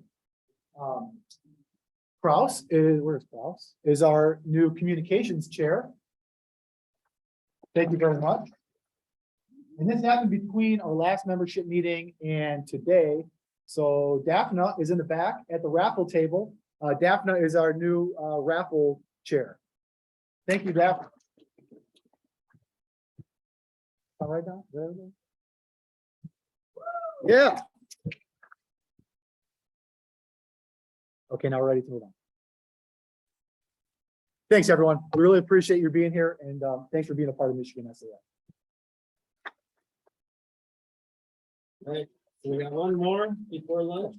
Thank you. It's all. Guess you drew the unlucky straw on that one. There you go.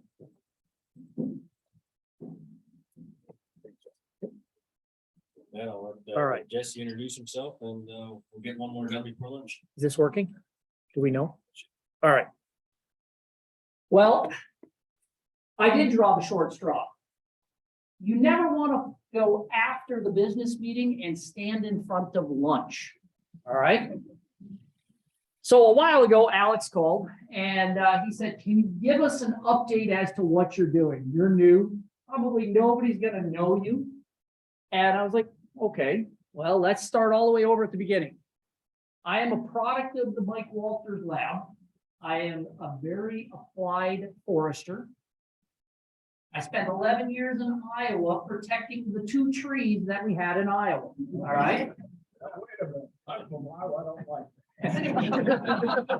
Well, when I called home and said I got a faculty job at Iowa State, my dad said there's only 3 trees. And so I had to educate him for about 11 years. So my job there was to teach silviculture and private landowner education. And so I worked with private landowners and consulting foresters for 11 years. The opportunity arose to come back to Michigan State. And how many of you knew already that we had a research facility in the UP? Actually, there's more hands than I thought. Okay. So we have a research facility. It's spread out across 3 locations. And I want you to learn about what we're doing. So we've fast forwarded now 4 years. I've been here 4 years, and it seems like a blink of the eye. And I want you to know what we're doing, how to find what we're doing. But I also want you to go back home and interact with me. I want you to ask questions. I want you to have ideas. My job as the station director there is to facilitate research with campus and around the country that meets our applied needs up here. All right. So I thought I would spend a little time about showing you our campus that we have up here. So this is an oversight. This is an overshot of our facility. We are growing up at the Forestry Innovation Center. So when you look at this, Google still has us listed as the Forest Biomass Innovation Center because our history has been woody biomass production. And we'll talk about why that history has changed and how.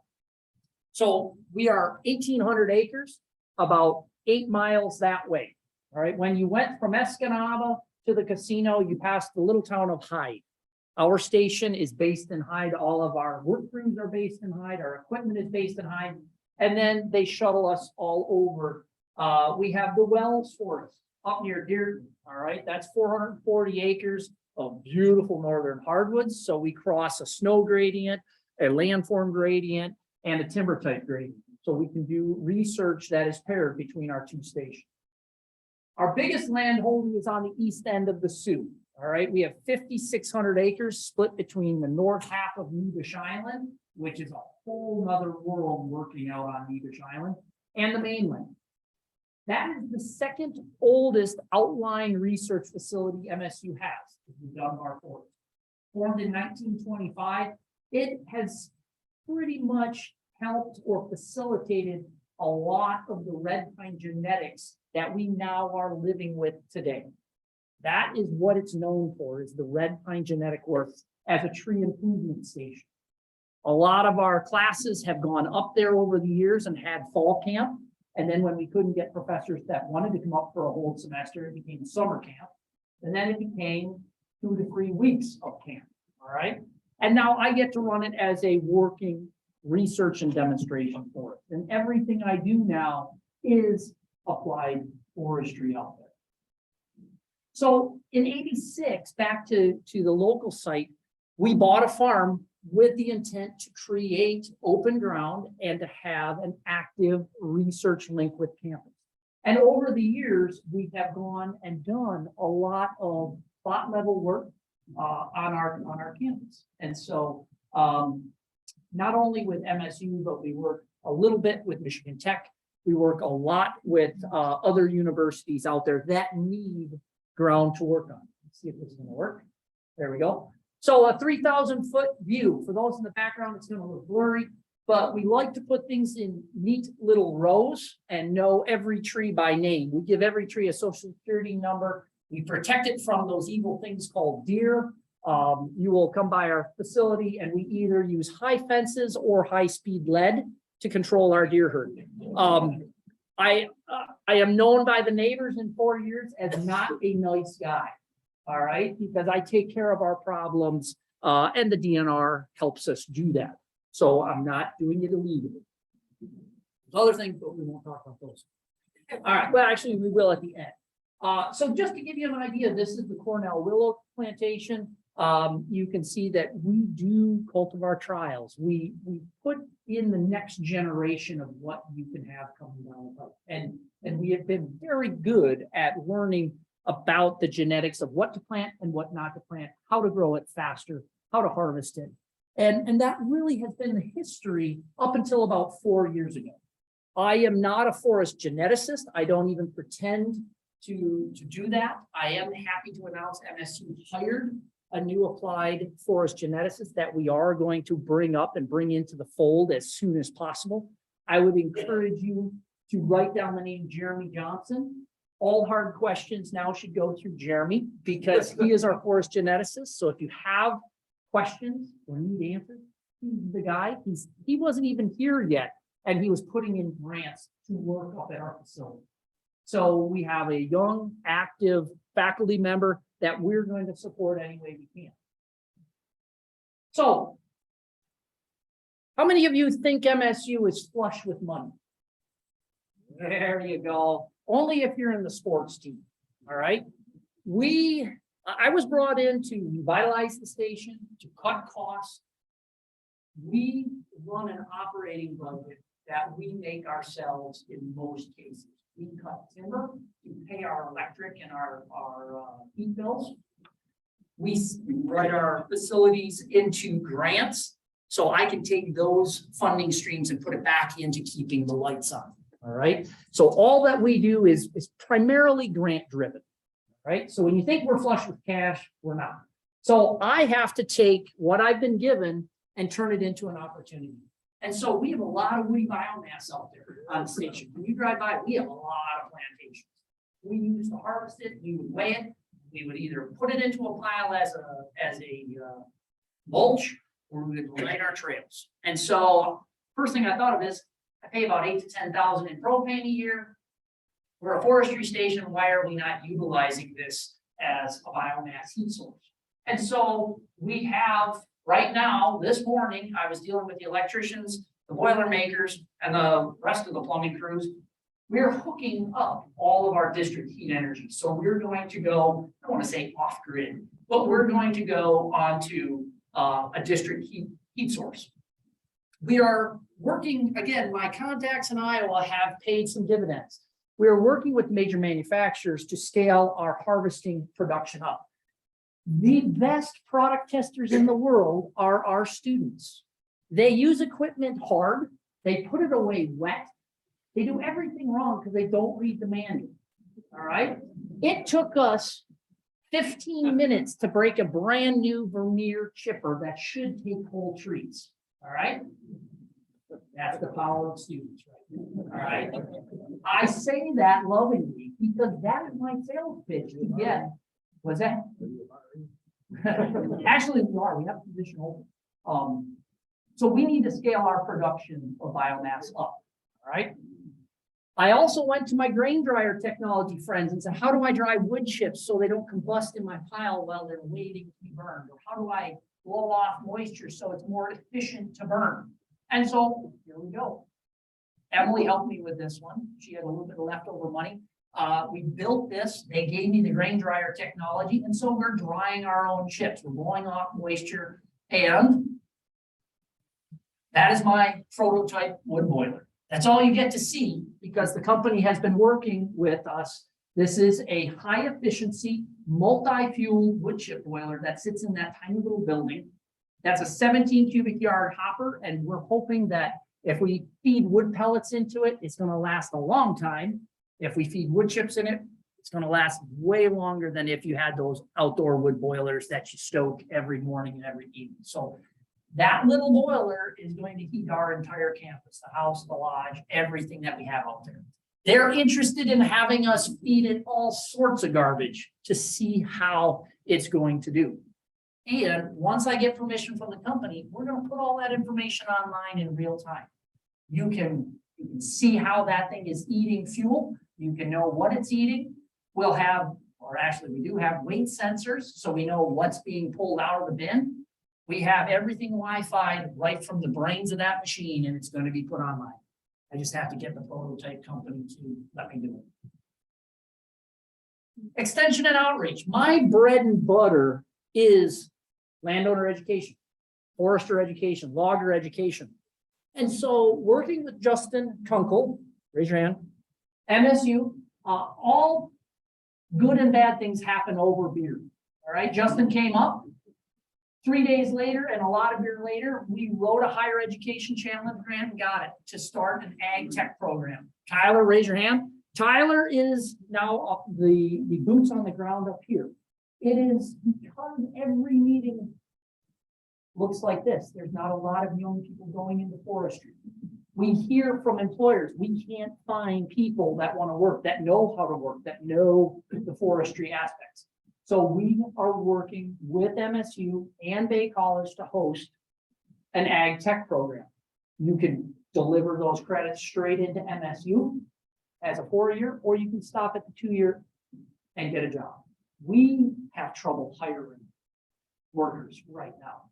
I've had an open job now for the last month and I can't get people to apply that know anything about forestry. I get a lot of applicants. They just don't know anything about forestry. So if you're interested in a job, I have one. I enjoy logger training.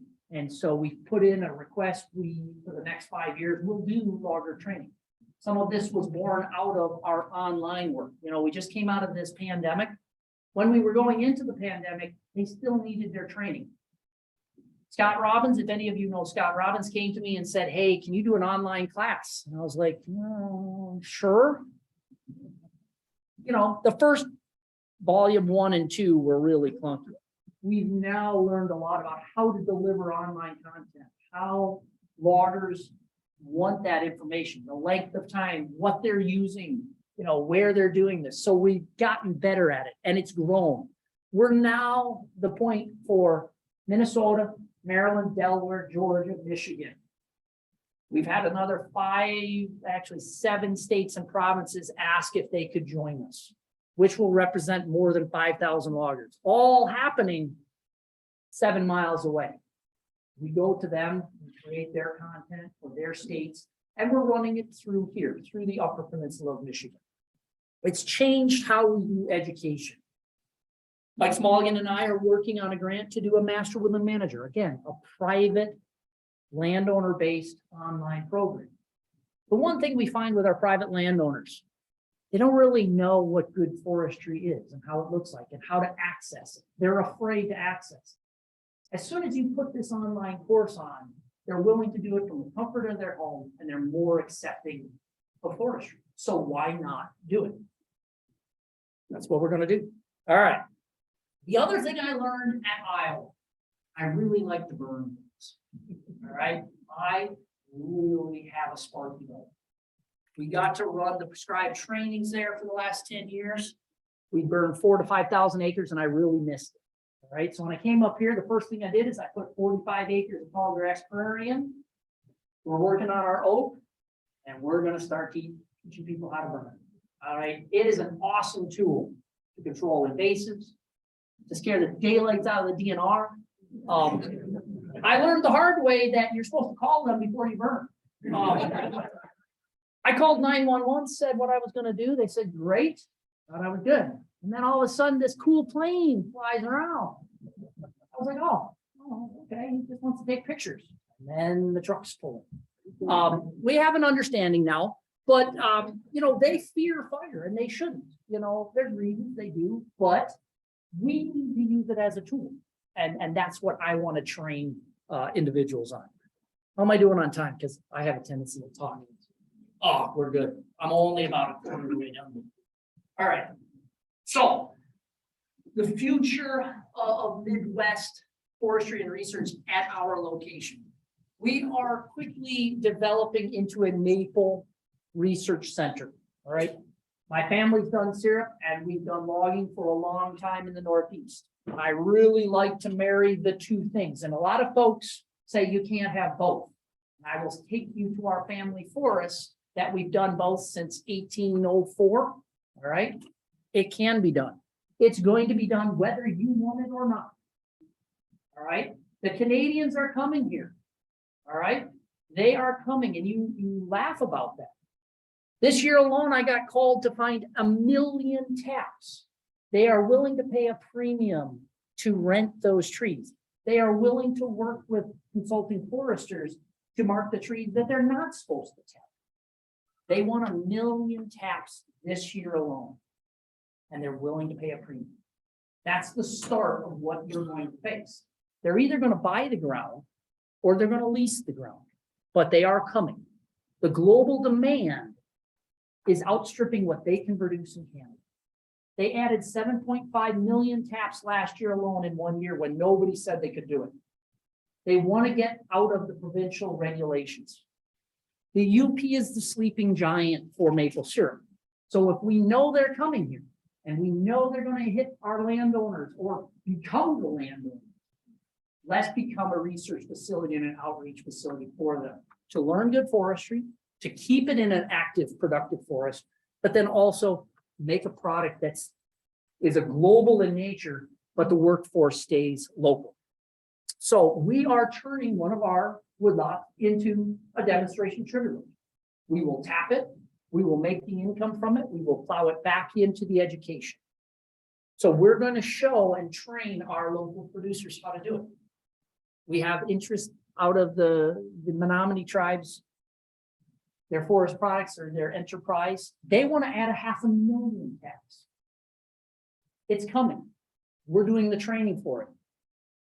So if you're an entrepreneurial forester and you know or are willing to learn about sugar bush management and shift how you manage that timber, or if you have timber in Menominee and Delta County where I did all my graduate work and those evil four-legged things have completely shifted the stand structures in a lot of these cases where you don't have much left other than very big, nice trees, or you have ironwood. Think about renting your trees. There you go. Pennsylvania said, that was my doctoral dissertation. I'm having flashbacks. They're not good. Good. I know how to kill it and how to spray it. So MSU is investing. We've now created a facility that is open to the public. It is 60 by 160. It's got a working sugar bush or sugar house. We have a meeting space that is going in. We can't call it a classroom or you have to sprinkle it.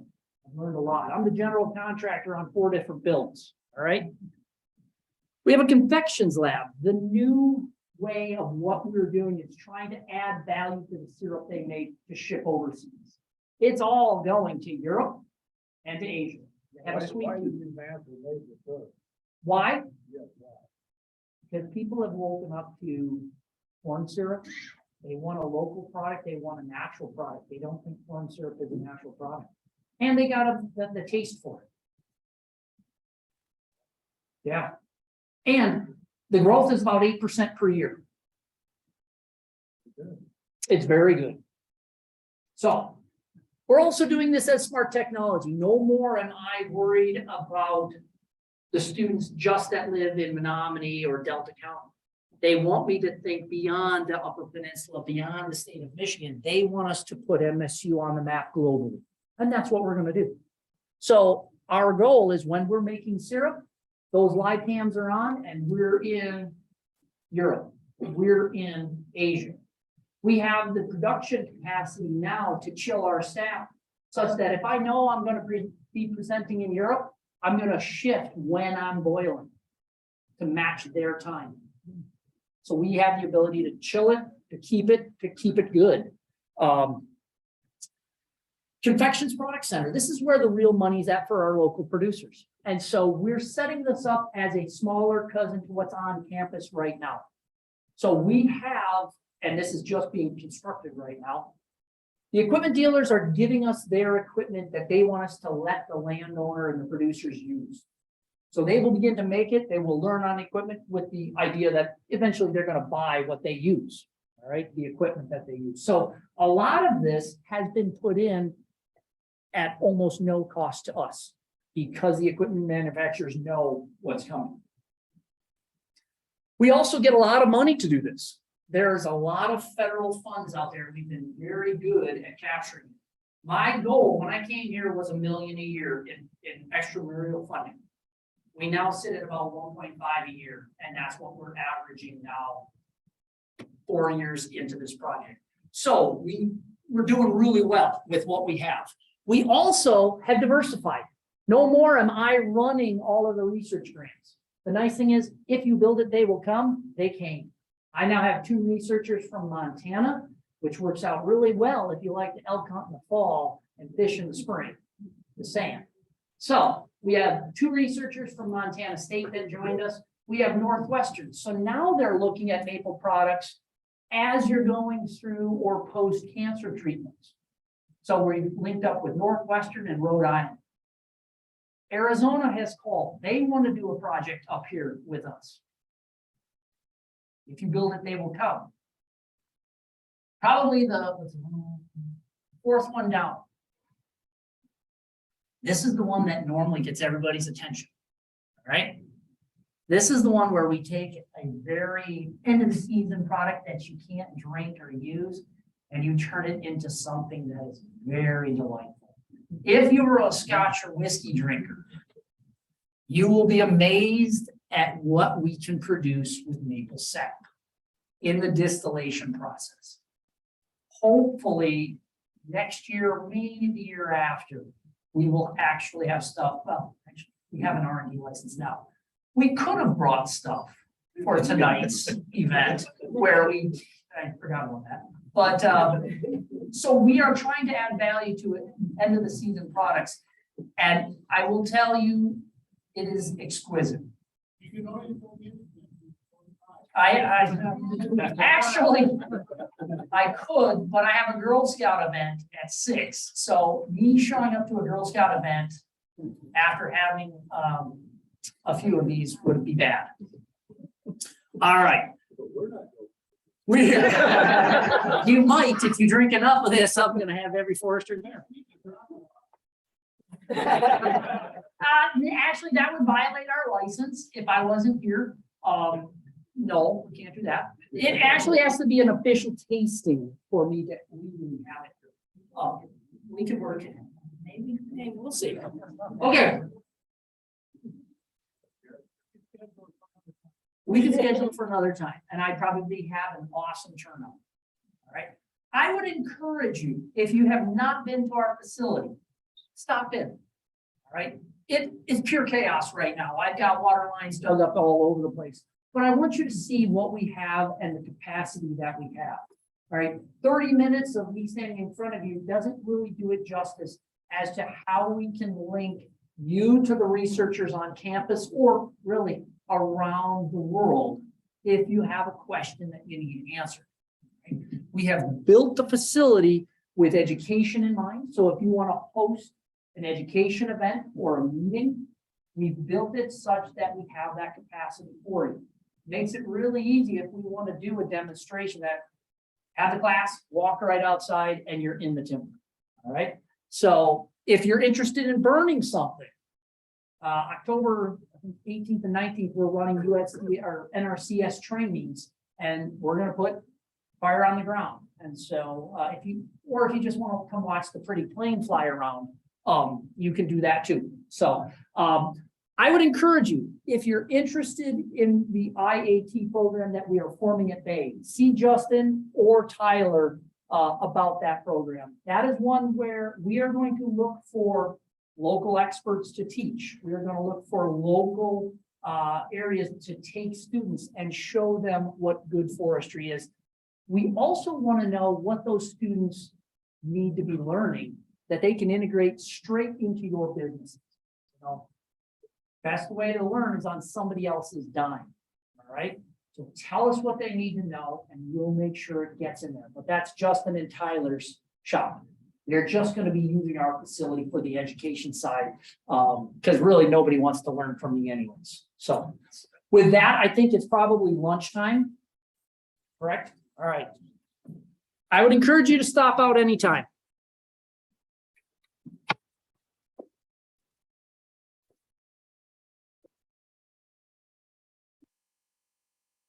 It doesn't matter. You got it. I guess first off, do we have any questions yet? We do have a few minutes. You're not off the hook yet. When you put your biomass, your heat plant in, did you consider generating electricity there also? I didn't think we were going to have questions. So the question was, did you think about generating electricity from the biomass? Yes, actually, we're working with you. I even hate to say the other M word. We're working with the other Michigan university that is not our friends at Michigan Tech. All right. So University of Michigan. I know it's a swear word, but I'll take one for the team. They have some technology that they are developing for developing countries where it comes in a shipping container. Biomass goes in, creates syngas. Syngas goes through a generator, and they have a 50 kW option. And so we were working with them to see if we can't get one of those at our facilities as a standalone unit to again do the same type of trials. Our prototype boiler, we can't mix and match the two. It's not a high pressure system. It is a low pressure system, so we can't run it through a turbine. Yep. But no, we are interested in that. And again, I'm not an engineer. I'm not smart enough to be an engineer. The guys down there have already figured the technology. They have it, and we're just trying to integrate that into our facility. Your number on the website? It is. All you have to do is unfortunately, type in MSU FBIC. F, Frank, Bravo, IC. Other questions? Everybody wants lunch. Okay. Have a good meeting. So before we break for lunch, I do have first off, let's give it. Sorry, Justin.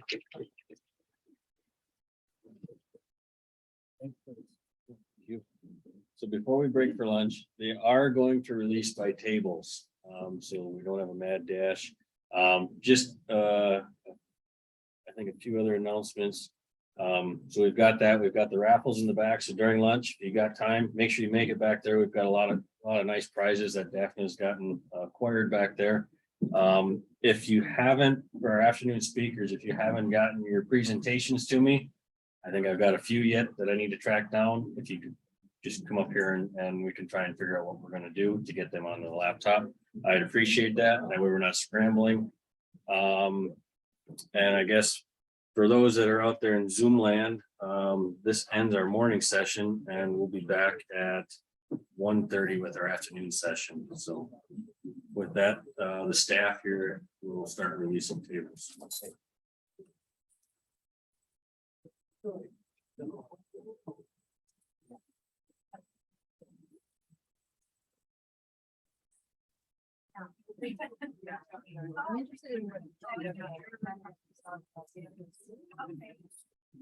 Presentations, yeah. You just do it, drives, email, yeah, I can take a thumb drive and just put it on my desktop. Just take care of the Zoom. Yes. I'll leave that with you. That's a password. There's a password on the thumb drive. Oh, yeah, I locked it a couple years ago for some reason. I don't remember what that